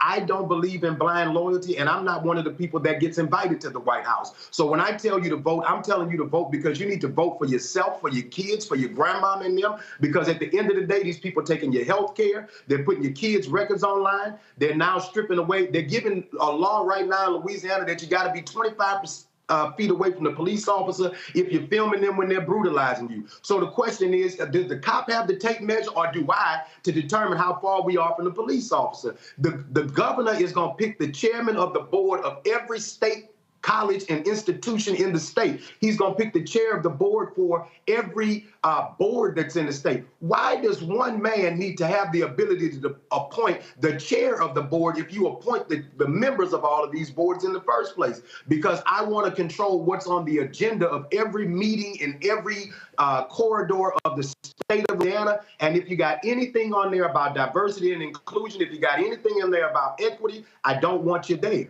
And that's because you just decided you couldn't go around the corner 5 minutes from your house and click some buttons in a machine to make sure that somebody was there to defend you and your family. Here's the reason why this really jumped out at me, and that is when I look at various polling. Now, first of all, again, I understand a lot of these polls in terms of how some of these are. And so this was a story that was in the Hill. Share of Black Americans planning to vote drops. And it says fewer Black Americans are certain they will vote in this year's election than in 2020. Only 62% of Black voters say they are absolutely certain they will vote in November, which is a drop from 2020. Now, first of all, this is May. It doesn't mean the number's not going to go up. The issue that I have is, and again, I totally understand people's concerns. I absolutely understand genocide, Israel and Gaza. I totally understand people who say they wanted the George Floyd Justice Act. They wanted voting rights legislation. I understand all of those things. But here's what I also know. Republicans, if they control the House, the Senate, and the White House, every single one of those 5 million Americans who got student loan debt relief, they're going to roll that back. I absolutely know, and it's guaranteed, Donald Trump has already said, y'all find me the soundbite, he has already said, oh, we're going to let cops do their jobs. We're going to grant them blanket immunity. That's going to happen. You have right now 10 patterns and practices investigations, Robert, with the Department of Justice against police departments. They have been putting prison wardens, jailers, corrections officers in prison for brutalizing inmates, many of them African American. They have been shutting down banks and others, redlining Black communities. None of those things will happen under a Trump Republican Department of Justice. And so if you was thinking about sitting on the couch, better understand you're going to be real pissed off when another Black man gets shot and killed by a cop and you don't have a federal investigation. You're going to be real pissed off when funding dries up for HBCUs. And then you're going to be like a lot of the Black folks in Louisiana complaining on social media when they could have did something about it. Man, I gotta say amen again twice in the same episode. And so, yesterday I was watching your old network, and Brother Tim Scott was on there talking about jobs and justice, and he was saying justice, getting rid of the FBI and Department of Justice, and it's mind blowing in the context of Shelby versus Holder and their gutting of the Voting Rights Act and what they've done to make it harder for people all across the country. Now, if all this is going on and they didn't make it harder and they didn't have these tapes of Donald Trump saying the N-word, hey, maybe the Republicans would be a good opportunity for us, but it's not. We're being pandered to, we're being lied to. And unfortunately, the algorithms, Facebook and Instagram, they're lifting up people like Woe Vicky or King Garcia or academics, these bloggers who have absolutely no, relevance in the political sphere, and they're making their messages hit our youth. And so they're being confused. And even my own son, who's pretty smart, yesterday I said, you see, they got Trump. And he said, all politicians are like that. And that's unfortunate, and because our people have so much misinformation. And so hopefully we can do more to get your voice amplified in the battleground states. Niambi, this is a piece from the Brookings Institution. It says here, new voter turnout data from 2022 shows some surprises, including lower turnout for youth, women, and Black Americans in some states. Robert is right there in Milwaukee. Here's a fact. 50,000 fewer people voted in Milwaukee in 2022 than 2018. If those 50,000 people in Milwaukee vote, and we know typically how they vote there, Mandela Barnes is a United States Senator and not MAGA Ron Johnson. Now, I've been real clear. Mandela Barnes ain't been happy with me. His campaign should have done more. His campaign didn't do what they were supposed to do. But what I'm saying to Black folks in Milwaukee, we can't wait on somebody's campaign. The fact of the matter is, Black folks in Milwaukee would have been better served with a Mandela Barnes as a U.S. Senator than a Ron Johnson as a United States Senator, because he was one of the January 6th co-conspirators. Mm-hmm.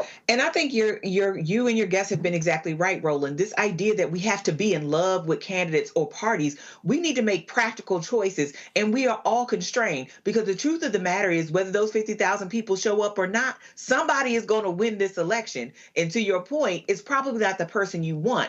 And it makes me think of what Jesse Jackson said when he ran in '84, when he was at Tinley Baptist in Philadelphia. He said Ronald Reagan won by the margin of despair. And I think we're seeing something similar people are happening, not just in Milwaukee. You can think about the Miamis, the Atlantas, the Durhams, the DCs, all of these places where you have people who are disaffected. And like you said, I get the frustration, but politics in and of itself is meant to frustrate. It's not supposed to change quickly. That's the point. But when you think about everything that is at stake, we have to be real clear.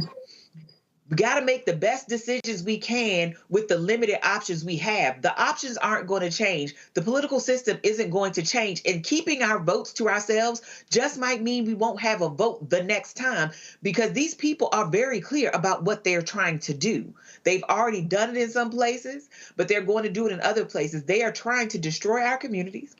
They're trying to destroy progress. They're taking away our citizenship rights. They want us to be what America used to be. They're not whistling Dixie on this. This is a real decision that they've been making, and they have been doing it since the civil rights movement. They have been working on this. You know how dogged and determined you have to be to wait for 60 years to do this kind of stuff, or to be planning for 60 years to do this kind of stuff. And they finally got their foot in the door. And you better know that if Donald Trump gets in again, Clarence Thomas, Justice Alito are going to step right on down. He's going to stack the lower courts. And then we're not going to mention all of the departments that he said he wants to get destroyed. Then you got to think about the people that are coming into governor's offices, into city councils, into school boards who want to restrict our education and keep us learning from Tulsa and all of these other things that are important to us. I mean, these people have a plan for what this life is going to be, and it does not include Black people's well-being. You know, it really drives me crazy, Jolanda, when I hear these dumbasses say, man, there's some scare tactics won't work for us. Earlier, you talked about that Trump wins, Republicans win, they will appoint 2 new Supreme Court justices. Alito and Thomas will step down. Yeah. But we already see what happened with the last 3. The reality is Biden-Harris gets reelected, then they got to try to hold on, and if they try to step down, Democrats get to appoint 2. You already got 3 progressive judges. That would give Democrats the majority on the Supreme Court. Now, all of a sudden, you're talking about changing laws. I'm from Texas. You're there in Texas. For folk out there, again, who want to play these games, who don't quite understand what America will be like if Republicans control the House, the Senate, and the White House, just go ahead and let them know the hell you got to deal with in the legislature, where Republicans control the House, control the Senate, control the governor's mansion, and they're just running roughshod, and they control the state Supreme Court, and they control all statewide positions, what Texas looks like. And all the courts of appeal. So it's very, very, very difficult. We go in, the Republicans have a majority in all the branches of government. So Democrats very rarely are able to get bills out of the House to get to the Senate. When we do get bills from the House to the Senate is overwhelmingly Republican. They vote down all of our stuff. And then the governor goes and he signs all of this anti-Black stuff. So I'm talking about Black people. And Roland, I want to say this really quickly. I'm really thankful that you have this station, because the mainstream media is whitewashed and they don't tell the truth. But I think that what we need to be as the Black electeds is we need to go into our communities and we need to connect the dots for them. People that are struggling. The way I grew, we have lights. We didn't have water. We got evicted all the time. My mother was trying to figure out how she was going to pay the rent, how she was going to pay the car note, how she was going to fix her broke car. So my mother wasn't paying attention to that stuff. And of course, we were worried about how we ate. So and also, Roland, there are digital divides. So some people who are poor don't have access to the internet. I say that to say this. When you're struggling, you're worried about the thing you can't pay or the thing that's keeping you down right now. We as elected officials have to go and we have to speak to people and connect the dots for them. Like, you're mad that they've taken over HISD. Well, we need to have more state representatives and more state senators and a governor who appreciate public education. So you can't miss that election. Or you don't like, what they're doing in a school or how much they're paying. Well, you need to go to the school board. People don't know that. And I'm ashamed to say that when I ran for office and when I was 37 years old, I'm about to be 59, but when I was 37, I didn't know there was early vote. So a lot of people don't vote early, Roland, because they don't know there's early vote. And I was a lawyer by then. So we that know the system, we've got to go talk to people. And we also need, for local electeds, to go and talk to the people because they're around us. But one thing I'll say, and let me be clear, I'm a Democrat and I'm voting Democratic, but I'm challenging the Democratic Party in Harris County and in Texas to do better by Black people. You were the only media initially who followed that the Harris County Democratic Party, led by white men, were trying to remove Black women from the ballot who are running for judge. So we can't get media to cover these stories. They don't want to do that. We've got the same problem here with Pride. Pride, which I happen to be the first openly gay person in the Texas legislature, it finally has Black people on it. Well, a white group is coming. They're trying to take Pride back. The mainstream media won't cover it. And so what I'm saying to you is the people that are in the trenches where they are need to go and explain to their constituents, because we're proximate to them. We're close to them, because some people are just struggling so hard. And I think that we have time, Roland. That's what I'm excited about. We have time. It's May? It's going to be June. So we can go out and we can make a commitment. The elected, but we have things that we can talk about. We can come to you. We know you'll talk about it.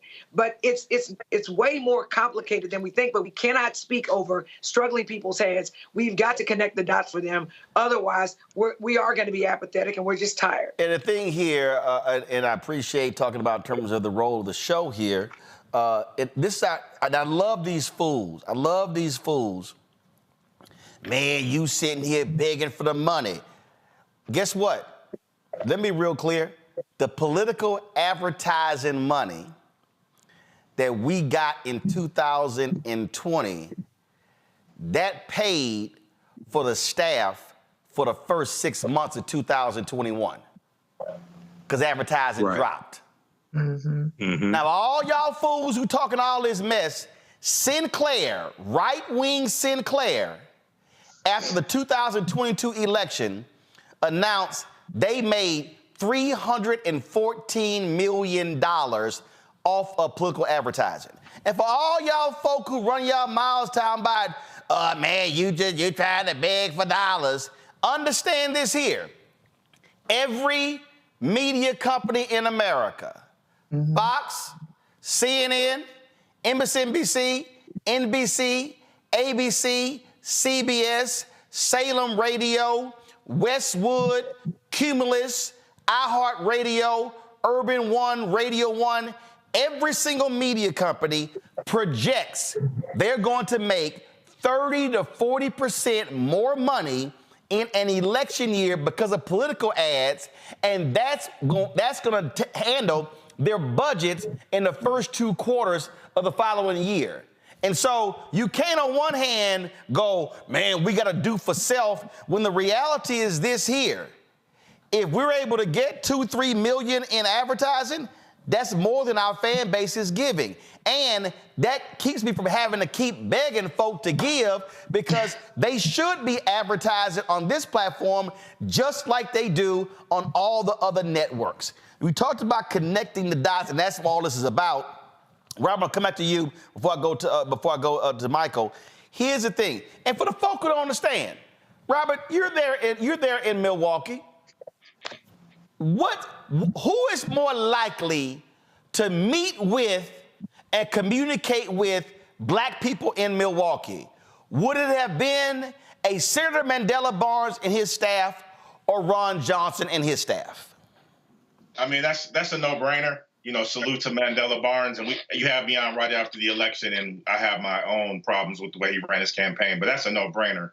Mandela is still out in the community, and I just saw him at an event with Vice President Kamala Harris, and he was there smiling and shaking hands, so that's a no-brainer. Well, no. So the reason I'm asking the question, because part of this thing that I need people to understand is that a lot of the issue with politics, Michael, is access. One, can you even get them on the phone?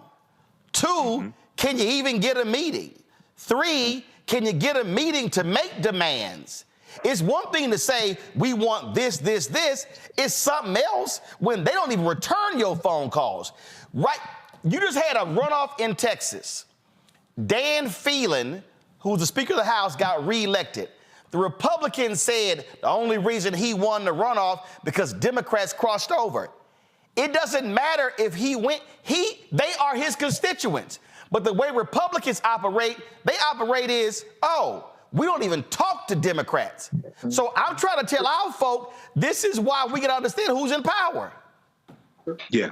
And that last word that you mentioned, Roland, is key, power. And this is what I've explained a number of times on this show. We have to explain to our people that you don't vote for exercise, you vote for power. You vote for policies that are beneficial to you, your community, your people, policies that are good for African Americans, are good for America in general. You have to look at why Republicans work so hard to suppress our vote. Why Shelby County versus Holder U.S. Supreme Court case 2013 was filed? Because they've been trying to repeal or weaken the Voting Rights Act since 1965. Okay, and then when we look at those who are in support of a ceasefire in Palestine, and they're saying they're not going to vote for Joe Biden, they're going to go do something stupid like vote uncommitted. Well, if you listen to Donald Trump said he will cut off all humanitarian aid to Palestine. Number one. Number two, when he was in power, when he was in office, he banned Muslims coming from 7 countries. 3, Netanyahu wants Trump in office as opposed to Biden because he knows Trump will allow him to do whatever he wants to do. So we have to understand consequences. And I wanted the two brothers just to talk about how they explain to people on the ground, how they connect policy to conditions, because a lot of this is disconnected from us. We hear these different laws, we hear policies, we hear American Rescue Plan, things like this. But if you can just give us one, if you don't mind, 1 or 2 examples of how you connect actual policies in existence to conditions to connect the dots for people. Gary, you first. One of the things that I've thought is critical is that, you know, if you are not having conversations with the people that are running in your local community about what's taking place, then you can't expect those people to deliver on something that you're not putting a demand on. We're expecting people to come into our communities and do things that we haven't even asked for. When I first got into advocacy, there wasn't an emergency room close to my home because the previous governor, Bobby Jindal, closed hospitals in the state because he privatized health care. Black folks helped elect John Bell Edwards that expanded Medicaid expansion, and then we put a demand on it that we wanted an emergency room. Now there's a $10 million investment after the term of John Bell Edwards where an emergency room is within 2 miles of my home. When you talk about police policy, after Alton Sterling was killed, we had a mayor in our city who was ignoring the calls of the community to change police policy. I don't know how many times I've come on Roland's show and talked about the advancement and the things that we've changed as a result of making Mayor Sharon Weston Broome the mayor. Matter of fact, we had the chief go viral because he was challenging the city council about the things that he was doing to hold police officers accountable in Baton Rouge. That doesn't happen if we don't elect the mayor and we're not involved in the conversation. And so some people are just being too short-sighted and looking at what's making you angry. That's making an emotional decision. Voting is a business decision. This is a business decision. Every day we go in the ballot box and vote, that's to do business on behalf of our community, business on behalf of our family, and business on behalf of the future generations that cannot vote right now because there were people who went and voted so that we could have the liberties that we have today. There's a quote that my grandfather used to talk about, strong men make good times, strong men make good times, and good times make weak men make bad times. Too many people are being weak in their decision making, and we are producing bad times for the future of our children if we're not doing our responsibility and showing up. Robert, the thing that is jumping out at me again as we're having this conversation, and again, I love it when the haters start talking because my parents are watching. So I had the opportunity as somebody who was 8, 9, 10, 11, 12, 13, all the way up to now I'm 55, to be able to see 2 folk who never went to college, 2 folk who never made more than $50,000 combined, work with others to create a neighborhood civic club in Clinton Park in Houston. And I watched as these folk, a handful of people, most of them, none of them went to school, went to college, talk about what they wanted in their neighborhood. But here's what they had to then do. they had to then go, okay, well, if we want some overgrown lots cut and we want some crack houses, abandoned crack houses torn down, that's government. We got to go to government to get it done. Then they were like, well, you know what? We need some new sewer systems and sidewalks and street lights and the park refurbished. That's government. That took place through a bond election. They were concerned about security in the neighborhood. So what did they do? They said they went and met with the police commander. They didn't go yell to the city council person.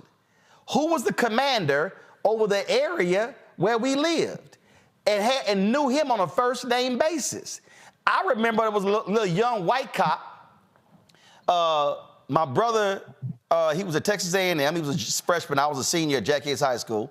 And they stopped by our house from a choir event in Beaumont, and they were lying in the street. Well, the cop decided to come down, blaring his horn, tell them to move their cars, said a fire truck couldn't get down. It was crazy. So my dad was pissed off. And they called the commander, I need everybody listening, called the commander and had that cop come back to our house to apologize. That doesn't happen if you don't understand how government works. Now, imagine if my parents didn't vote. Imagine if the folk in the neighborhood club didn't vote. Ain't nobody taking their phone calls. Ain't nobody listening to them. And so part of the point about mobilizing and organizing is when a group of folks show up at your office and you have organized a civic club, the first thing a politician, city councilman, school board member, state representative, state senator, governor, member of Congress, U.S. senator, the first thing they think is these folk vote. And when voters show up, they get responses. But when all folk do is whine, complain, and never show up, that's when they ignore you. Man, what you're talking about, sir, is Black power, and we're living on the shoulders of giants. And unfortunately, many of us have integrated into this burning house and really have given up our Blackness. And what that does is allows us to be politically weak, so that because we don't have an agenda. And so many young people, what we're really talking about is a young thing, because the ops are in the young people's ear on social media so much. It's coming through so many channels, and I feel bad for them. But we're living on the shoulders of giants. And if our elders fought for this, why would we even think about giving it up? Because some guy went to prison? That's sort of insane. And I don't think that young people really think like that. They're funny, they're ironic. Unfortunately, we have to put our arms around our babies and really raise them up. Because if not, they are going to be deciding a future that they don't want. Robert Biko Baker, I appreciate it, brother. Hopefully, we will get the resources needed, and I hope to bring the show to Milwaukee to broadcast from there, to do a town hall. Trust me, it's on my list. My goal is to go to Milwaukee, is to go to places in Michigan, go to places in North Carolina, go to places in Georgia, because to convene, do the show, but to have these mini town halls, if you will, hearing from the people, because I keep telling everybody, and this ain't hating against nobody, ain't no other Black-owned media outlet doing this. Come on now, we need you. Just let folks know that. So, Robert, I appreciate it. Thank you so very much. Niambe, I want to go back to you. This is the thing. Gary, stay right there. Niambe, the thing why this is so important is because I believe, and I have said this numerous times, I've said this to the Biden campaign, I've said this to Senator Chuck Schumer, I've said to all these folk, that and I said this last year. First of all, I said that Biden-Harris should have started re-election the day after the inauguration. That was one. Absolutely. So I think they started too damn late. Two, I say the beginning in January, they should have been doing this, going to these cities and having different surrogates, and not just them, having black mayors, Randall Woodford in Birmingham, having Mayor Andre Dickens in Atlanta, having the mayor of Arkansas, having the former mayor Sylvester Turner in Houston. They should be doing these conversations in these towns. Again, inviting someone like us in to live stream that and answering people's questions. If people say, well, I don't know what they've done on this, boom, we got the answer for you. What about this? And because I believe that January to August was what I call the education and informative stage.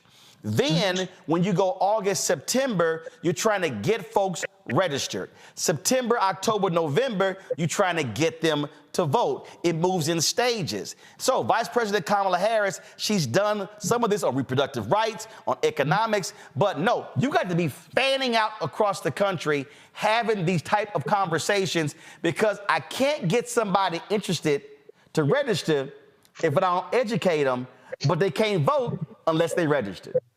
Exactly. And you have to do this in many places a month in advance of the election. So if you decide on the day of, hey, my mind has changed, and you don't live in a place with same day registration, it's USOL, right? So I think you're exactly right. And I feel like it's a little bit of Groundhog's Day, because I feel like we've had shades of this conversation before, which is part of the reason you feel some of this resentment in our communities. It's like you only come around when you need our votes. Where are you in the in-between time when the election isn't raging? How do you communicate to us? How do we know what you're doing? Even something in the mail to say, hey, this happened for you. Did you know?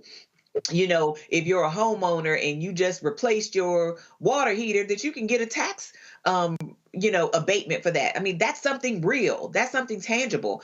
I had my student loans forgiven. I've known so many Black professional people who've had their student loans forgiven. Where's that conversation, right? How do you not go to these places where Black people are and just talk to them? And it won't be easy conversations. There are people who are still pissed about the George Floyd Act. There are people who are still pissed about voting rights, who have real concerns about the economy. So these are not going to be easy conversations, but I think people would respect it a lot more if you had it and didn't just come begging hat in hand, as you said, when it's almost too late. Because we've already had primaries in many places. Yep. So now all that's left is the general. And that's a big ramp up. And it can't just be about the convention, because voting happens at the local level, neighborhoods, communities. Yep. And these people seem to forget that Black people are like everybody else. We want to be courted. We want to be told we're pretty. We want to be told we're valuable, and we want to be shown that every day. And if you can't make policy happen because you have an obstructionist Congress like what you have right now, then you need to communicate that to people and tell us what you're doing to remedy that and get around it. This is the thing that jumps out at me, Gary, when we're talking about mobilizing and organizing and what has been done. And again, this is how I operate. Operate in facts. If Donald Trump and the Republicans poured $16 billion into HBCUs, I would be saying that's the largest investment in HBCUs ever.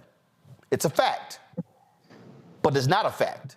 So when Senator Tim Scott goes on TV lying, what he does not say is that and they love touting this $250 million program, when first of all, Trump zeroed that out of his budget. It was Congresswoman Alma Adams who put it back in. That's how it got passed. And Trump takes credit for something his budget folk want to get rid of. That's a fact. If the Republicans had appointed 58 Black judges out of the 237 Trump appointed, I would be saying they appointed the most Black judges of any president in history. They didn't. Of the 237 judges Trump appointed, 4% of those judges were Black. Fact, Biden, Harris, they appointed 200 federal judges so far. Go to my iPad. 58 of them are Black. 37 Black women, 21 Black men, and every one of you punk-ass brothers out there who's been talking shit, oh, he appointed more Black women than Black men, that's because previous presidents appointed more Black men than Black women. for folk who don't understand facts. And so this is where, when somebody comes at me, I'm just answering with fact. And the fact of the matter is, if Biden-Harris has done this in student loans, this in HBCUs, this in fund, I'm going to lay it all out, and I'm going to compare it to what Trump has done. To me, this is an easy-ass vote. It's not difficult at all. You know, you don't have to be a chief spokesperson for Joe Biden to do what's in your best interest. And I think that, you know, there's a host of things that we can complain about with the Biden administration, but we also have to be honest. When you look at the stabilization of what he did after COVID, because Donald Trump left us in a mess while a bunch of your grandmothers were sick or dead as a result of COVID and the pandemic, when you look at the ability to pass the infrastructure plan, the reality is government is like a big boat, not a speed ship, not a speedboat.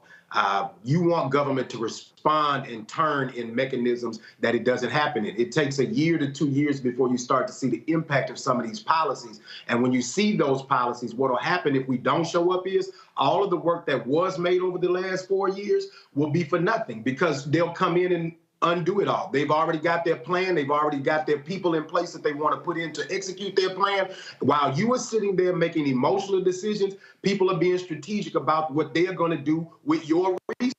So the question really is, are you going to do what is in your best interest, or are you going to make an emotional decision? Joe's old, Joe's slow, Joe doesn't communicate as well you'd like him to communicate. Joe is funding the genocide. We know all of these things. Donald Trump is worse every day of the week.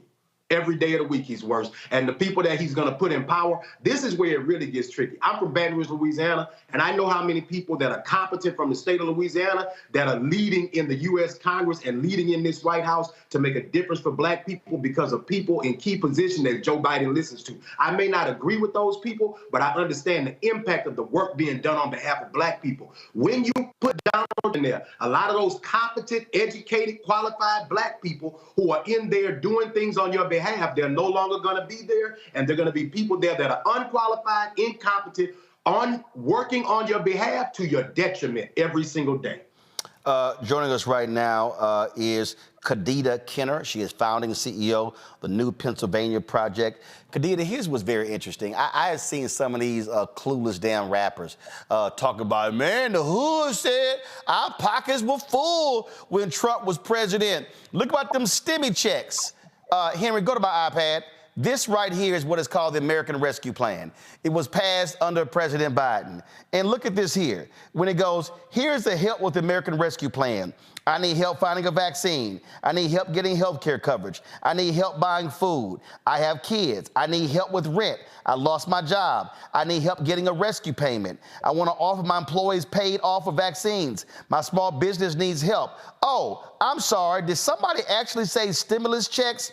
Does anybody remember under Biden-Harris $1,400 checks that actually went out to folks? The problem is, Khadida, he didn't put his name on the checks like Trump did because he wasn't trying to be so narcissistic and taking credit. And so, again, these folks are running out here, first of all, forgetting we were in a 100-year pandemic where they were providing insurance, things along those lines.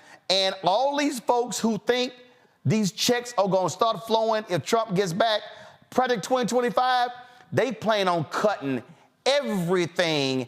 And all y'all folks out there who are pissed off that your taxes are higher, that was a part of the Trump tax cut where your taxes went up in 2024, 2025, and they want to make the Trump tax cuts for the rich permanent next year.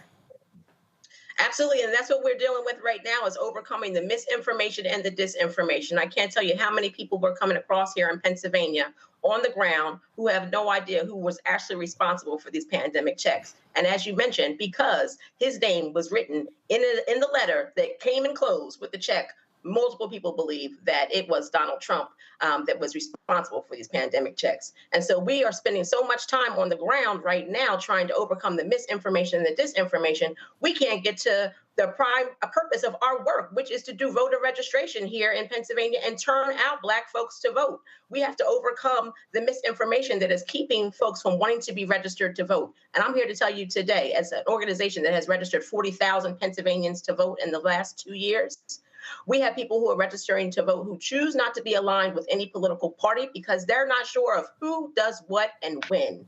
Last year, it was 17% of the folks we were registering to vote registered as unaligned, not choosing to belong to the Democrats or the Republicans. This year, that number has gone up 11 points to 28% of those we are registering here in Pennsylvania choosing to be unaligned from political parties, and mostly because they don't know who the Democrat is, who the Republican is. Civics have been taken from out of their public school systems. And so we're having to provide all of the civic education on the ground. At the same time, we're trying to get folks registered to vote and turn them out. And again, for all the folk who sitting there saying, man, you sitting there caping, no, I'm stating facts. These right here, what I'm about to read, are actual facts that were in the American Rescue Plan put forth by Biden Harris. American Rescue Plan increased the earned income tax credit from $543 to $1,502. That's almost $1,000.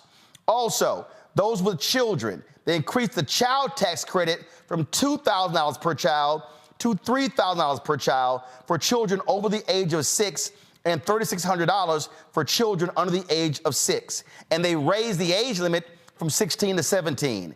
The plan also made more people eligible and increased the total credit to $4,000 for one qualifying individual and $8,000 for two more. Oh, remember the unemployment insurance? Republicans, remember Lindsey Graham? They stopped increasing unemployment insurance in South Carolina. The American Rescue Plan extended unemployment benefits until September 6th with a weekly supplement benefit of $300 on top of the regular $400. And the first $10,200 of unemployment benefits were tax-free for people with incomes less than $150,000. Kadita, the last point is this here. John Hope Bryant was on our show. He also reminded people the earned income tax credit is retroactive. So if you forgot to actually get it, you can go back and get it applied to your taxes.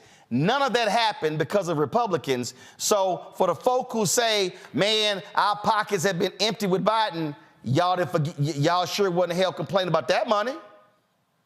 Absolutely, they were not.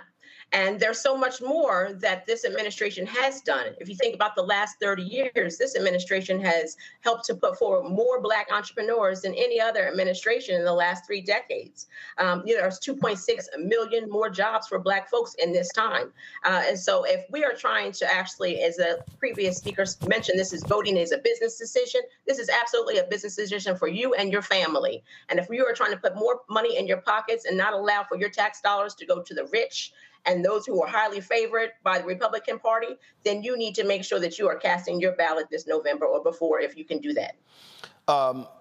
This is the last round of questions and answers before I got to go to my final guest. So, Jolanda, I'm going to go to you first. We're talking about Black turnout. 1983, 85% of all eligible Black people voted for Harold Washington to become the first Black mayor of Chicago. The white racists in Chicago supported the Republican candidate in a hardcore Democratic city because they didn't want to see a Black man win. If 85% of all eligible Black people voted, I don't know who the hell the other 15% were, he doesn't become mayor unless they vote.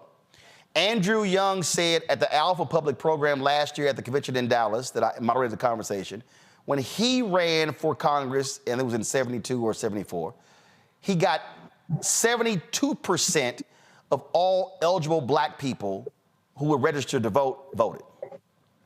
The facts are clear.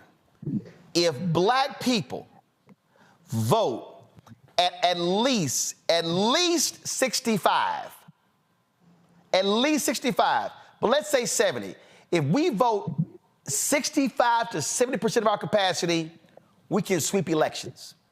Because if they're going to be voting here and we vote here, that additional 20, 30, 50, 75, 100,000 votes, That's the difference between winning and losing. And so literally, the power is in the hands of black people. Somebody on Twitter got mad 'cause I said yesterday, I don't care what white folks gonna do, Latinos gonna do, white women gonna do. What I'm saying to black people, if we literally use that ballot and vote our capacity, we can sweep races, whoever we want to win. Absolutely. Here, black people are the Democrats that determine who wins. So they determine which white person wins and which Hispanic person wins. People just don't understand that. And as I've said before, the world is run by those who show up. So it could be a city with 1 million people. If 500 people show up, then the majority of those people are going to decide what happens to us with the million. And there's a reason why they are, the powers that be, Donald Trumps of the world, are suppressing our vote. And I will say this as black people. You hear people talking about all the time trying to get black people the right to vote if they lose it when they get elected. Here in Texas, if you are a convicted felon like Donald Trump, you literally do not have the right to vote. And if you are on paper, you do not have the right to vote. So in Texas, Donald Trump, if he lived in Texas, couldn't even vote for himself. And then you can't get a job, you can't get an apartment, you don't qualify for certain things. I don't think that we should let Donald Trump be able to do what we can't do.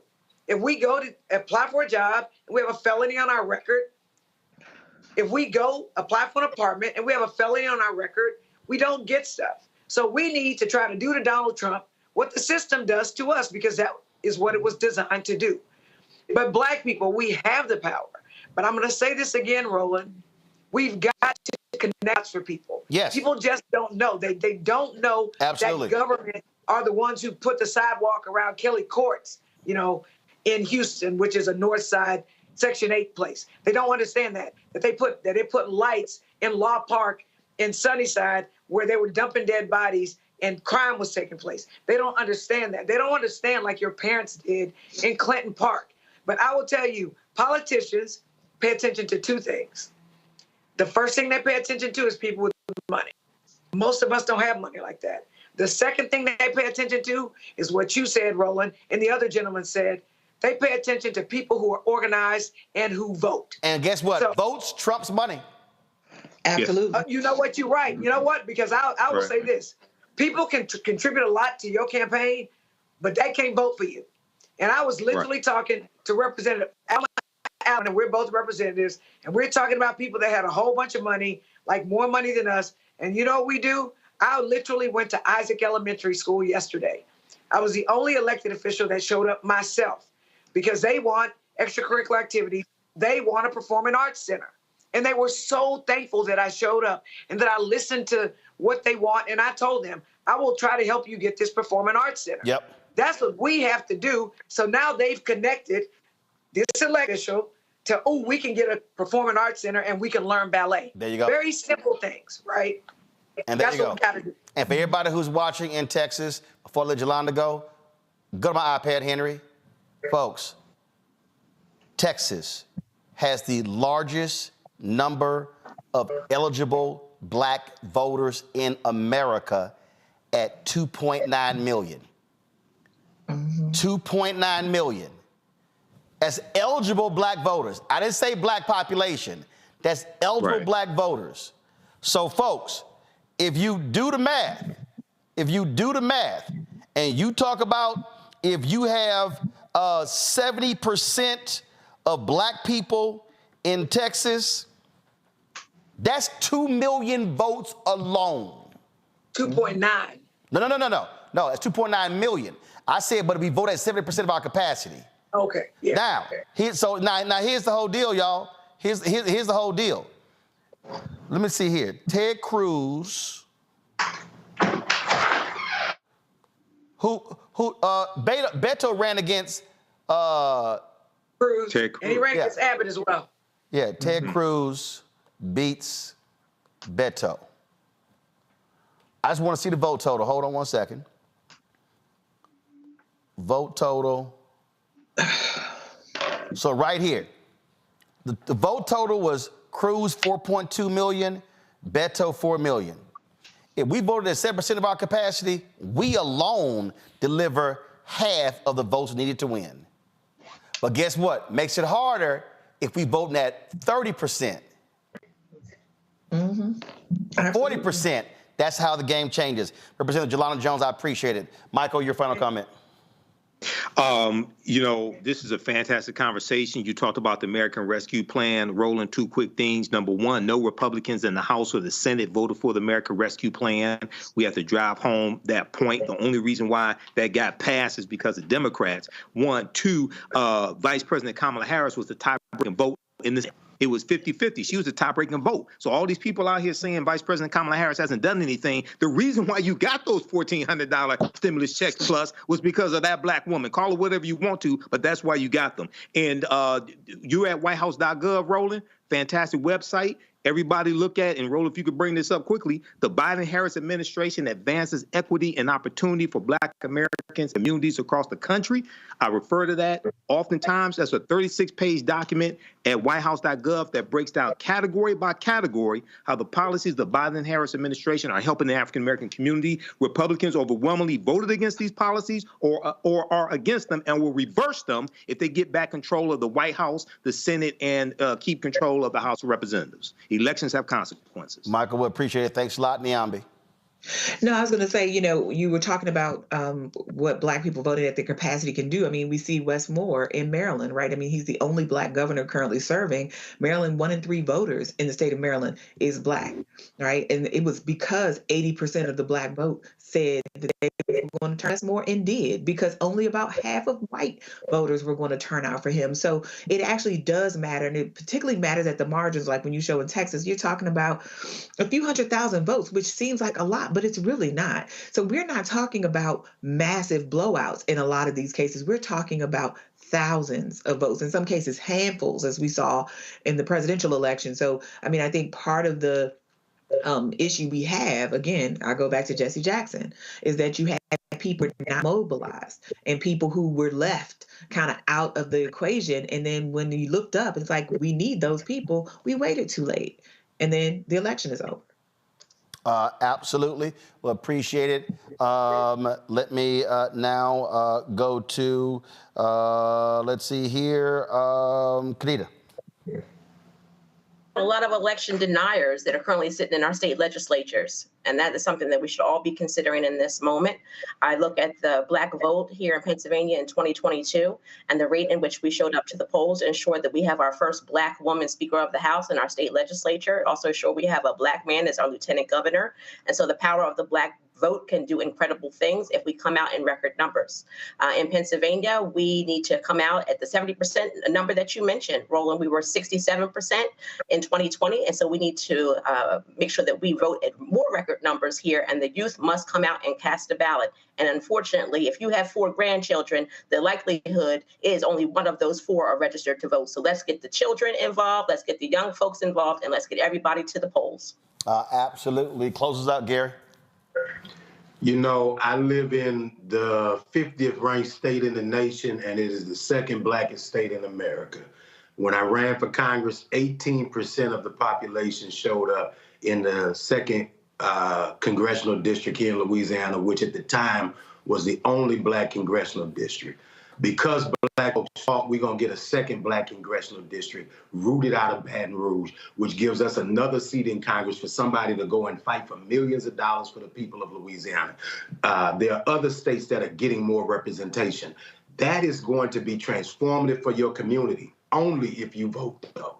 It doesn't happen because of osmosis. It doesn't happen because we hope it gets better, because we pray it gets better. Faith without works is dead, and faith ain't foolish. If you ain't getting off your tail and go do something, it's not going to happen. And for those of us who sacrifice from our families and go out there and do this work every day, you spit in our faces when you tell us you're not going to vote, because we sacrifice every day and go out here and do this work. And so if you appreciate the work that I do, if you appreciate the work that Roland does, if you appreciate the voices that you've heard and the things that we are consistently doing to advocate, don't spit in our face and tell us that you're not going to participate, because too many of us are out here every day doing things we don't have to do on your behalf for all of us. And all you got to do is go around the corner and cast a ballot. Do your part so that we can all do better.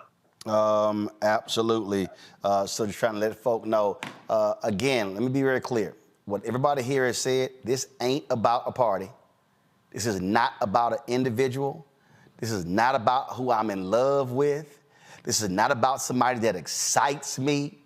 This is not about somebody that gets me energized. This is about us. When you cast a ballot, you ain't just voting for you. You voting for your sons and daughters, your nieces and your nephews, your cousins, your aunts and your uncles, your mama and your daddy, your grandparents, your friends, sorority sisters, fraternity brothers, church members. That's who you voting for. This is not a moment. And we've had now 4 consecutive elections, actually 5. We can go back to every election since 2012, and we have seen the black turnout drop. We've seen it drop. We see the numbers where voters 65 and older who are black, they say, oh, we voting. We see voters 55 to 64 saying, yeah, we gonna vote. But then when you go below 54, I don't know. I don't know. I'm gonna stay on the couch. Yeah, I ain't feeling it. Yeah, you know, he too old. Yeah, I don't know. Niambe said it. Somebody gonna win. You can come up with every excuse you want to about the election, but let's be real clear. Somebody is going to be the president and the United States Senator from your state and the congressional member from your district and the governor from your state and the state senator and the state rep and the mayor and the city council member and the district attorney and the judge and the tax assessor. Somebody's gonna win. And if you choose to sit at home, not a problem. I can guarantee you there's somebody else who's like, ooh, yes, them black folks, they sitting their asses at home. Oh, yes, we could win everything because they ain't voting. And let me remind y'all, in 2016, who thanked black people for not voting? Not for voting. Donald Trump did not thank black people for voting for him. He thanked black people for not voting in the election. And what he was saying is, you fools helped me win. Question is, do y'all want to help him win in November by sitting your ass at home? It's really up to you. When we come back, we'll talk to one of the descendants of the Tulsa Race Massacre about the 103rd anniversary today and tomorrow. You're watching Roland Martin Unfiltered on the Black Star Network. Fanbase is pioneering a new era of social media for the creator economy. This next generation social media app with over 600,000 users is raising $17 million, and now is your chance to invest. For details on how to invest, visit startengine.com/fanbase or scan the QR code. Another way we're giving you the freedom to be you without limits. A lot of y'all have been asking me about the pocket squares that we have available on our website. You see me rocking the Shabori pocket square right here. It's all about looking different. And look, summertime is coming up. Y'all know, I keep trying to tell fellas, change your look, please. You can't wear athletic shoes every damn wear. So if you're putting on linen suits, if you're putting on some summer suits, have a whole different look. The reason I like this particular pocket square, the Shabori, is because it's sort of like a flower and looks pretty cool here versus the traditional boring silk pocket squares. But also I like being a little different as well. So this is why we have these custom-made feather pocket squares on the website as well. My sister actually designed these after a few years ago. I was in this battle with Steve Harvey at Essence, and I saw this at a St. Jude fundraiser. I saw this feather pocket square, and I said, well, I got some ideas. So I hit her, and she sent me about 30 different ones.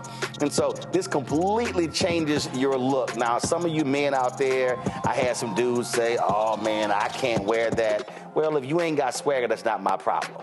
But if you're looking for something different to spruce up your look, fellas, ladies, if y'all looking to get your man a good gift, I've run into brothers all across the country with the feather pocket squares saying, see, check mine out. And so it's always good to see them. And so this is what you do. Go to RolandSMartin.com/pocket squares. You can order Shibori pocket squares or the custom-made pocket squares. Now, for the Shiboris, we're out of a lot of the different colors, and I think we're down to about 200 or 300. So you want to get your order in as soon as you can, because here's what happened. I got these several years ago, and the Japanese company signed a deal with another company, and I bought them before they signed that deal, and so I can't get access to any more from the company in Japan that makes them. And so get yours now. So come summertime, when I see y'all at Essence, y'all could be looking fly with the Shibori pocket square or the custom-made pocket square. Again, RolandSMartin.com/pocket squares. Go there now.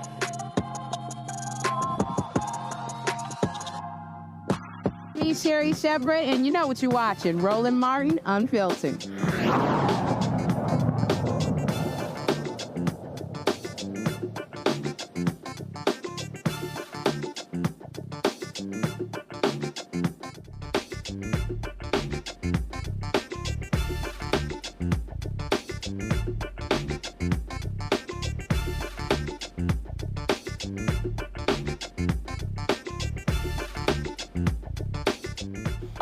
Well, 103 years ago, tonight and tomorrow, a vicious mob of white domestic terrorists burned down Tulsa's Greenwood district, the predominantly black neighborhood that was a thriving economic, social, and cultural hub known as Black Wall Street.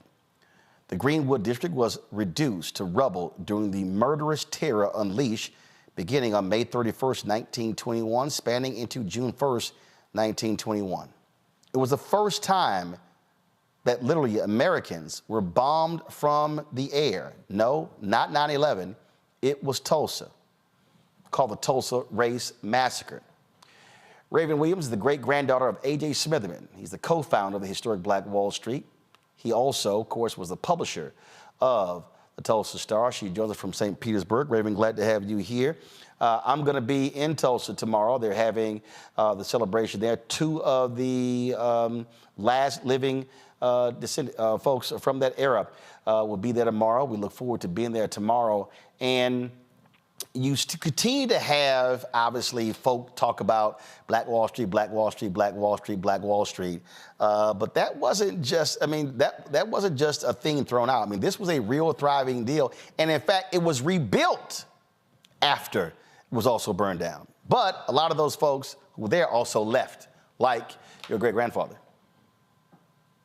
Well, left is a nice way to put it. He was absolutely driven out of town for fear of being lynched, and as well as the rest of my family, and had to ultimately wind up all the way in Buffalo, which was near the Canadian border, because of he wound up dying a fugitive. They tried to extradite him all along the way, and so he was advised by the NAACP at the time to be close to Canada, and he developed a new newspaper there.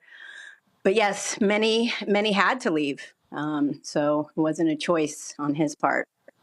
There are many folks who are trying to do their part to keep the memory alive. Justice for Greenwood is doing their battle. You're working on some efforts as well. Talk about that. So I'm launching on Juneteenth, launching a platform called Black Wall Street 100. And you can find that at blackwallstreet100.com. And it's a podcast and a community, because really what I feel like we need more than ever is to join as a community to have, and there's many, online hubs. I'm making this platform on a platform that's independent. It's not on Facebook or YouTube or one of the social media platforms that we don't really have control over. So this platform is something that anything I post and anything that we post as a community, no one has a filter. There are no algorithms that are going to keep the information away, but it's a classroom platform that's going to be teaching things, because as we know, there's such an effort to make sure that these things can't be taught in schools, but You know, my great-grandfather was about, as he had to be, and every person, Black person in that generation that wanted to build had to be, was about doing things ourselves because no one was helping us then. And if no one really, you know, if people aren't wanting to help us now, that's okay. We can help ourselves. I really believe in that. I believe that that's the spirit of Black Wall Street, and that's why it's called Black Wall Street 100, because 100 years later, we still have the same blood running through our veins. And I know I feel my great-grandfather's blood running through mine, and that's why I created the platform.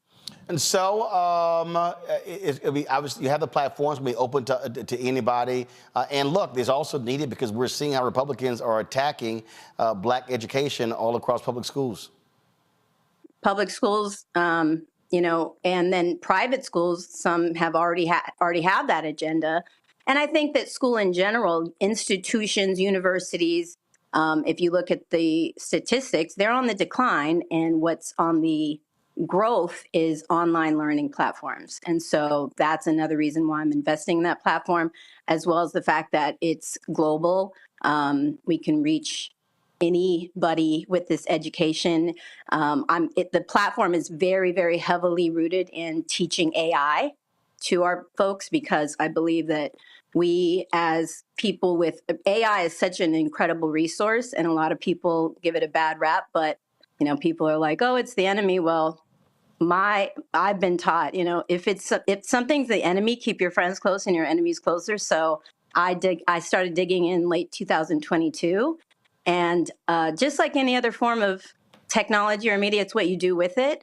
I have found that it will be extremely resourceful for those of us who maybe don't have the resources to start our business. So Black Wall Street 100 is very much for entrepreneurs, people who want to build a brand, people who want to not only grow generational wealth, but also heal generational trauma. It's a big passion of mine as well, obviously with what my family history is and what we went through with the Tulsa Massacre. I have had to heal a lot of generational trauma as well and helped a lot of people do the same. So it's a mission and passion of mine as well. So what do you hope folks will gain out of it? And what do you want to do beyond this?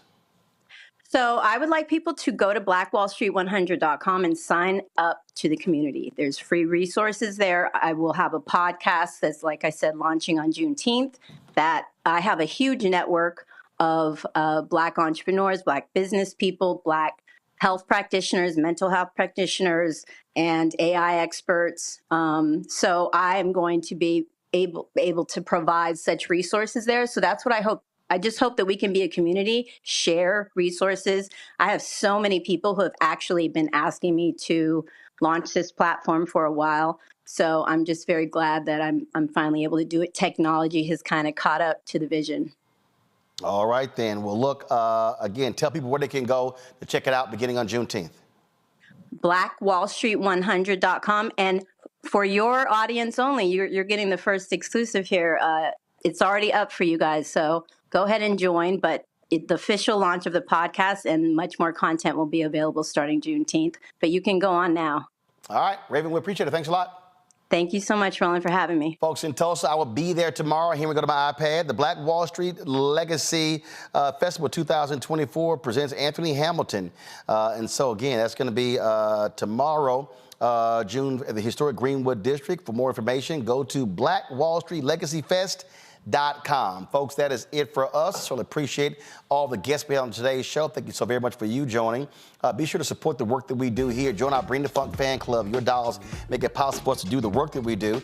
And so you can check some money, order to P.O. Box 57196, Washington, D.C. 20037-0196. Cash App is $RM Unfiltered. PayPal R Martin Unfiltered. Venmo is RM Unfiltered. Zelle, Roland at RolandSMartin.com. RolandMartinUnfiltered.com. Then, of course, download the Black Star Network app, Apple phone, Android phone, Apple TV, Android TV, Roku, Amazon Fire TV, Xbox One, Samsung Smart TV. Be sure to get a copy of my book, White Fear, How the Browning of America is Making White Folks Lose Their Minds. Available at bookstores nationwide. Get the audio version on Audible. And I got 300 copies of my book, The First, from my brother's house in Houston and my house in Dallas. That's it. If you want to get an autographed copy, folks, and I'm autographing them this weekend, I'm mailing the books on Monday. A bunch of y'all keep hitting me up, but I just got the books, y'all. You can get it at RolandSMartin.com/The First. They're just 300 copies. That's it. I'm not printing anymore. You want a personally autographed copy, be sure to get it. Let me thank Gerald Gray, Trina Hodges, Charlie Stokes, Rodney Hampton, Patricia Daniels, Josephine Turner, Jeffrey Parker, Fred Childs, Trina Hodge, Normanique Holmes, Clarissa, Joan Warren, Eric B. Van Slyke, Marcus Gutner, Renee Reese, Y. Willie, Francis Blount, Alicia Creer, Kareem Brooks, Gerald Gray, Cynthia Phillips. They all gave during today's show. Folks, that's it. I will see y'all on Monday right here on Roland Martin Unfiltered on the Black Star Network. Shout out to my man, Michael Williams. He turned 70 years old today. His wife, Donna, I think was Donna's birthday yesterday? Hold on one second. I think Donna's birthday was yesterday. So Michael turned 78. His wife, Donna, she turned 63 on yesterday. Yeah, I gave y'all age out. Holla!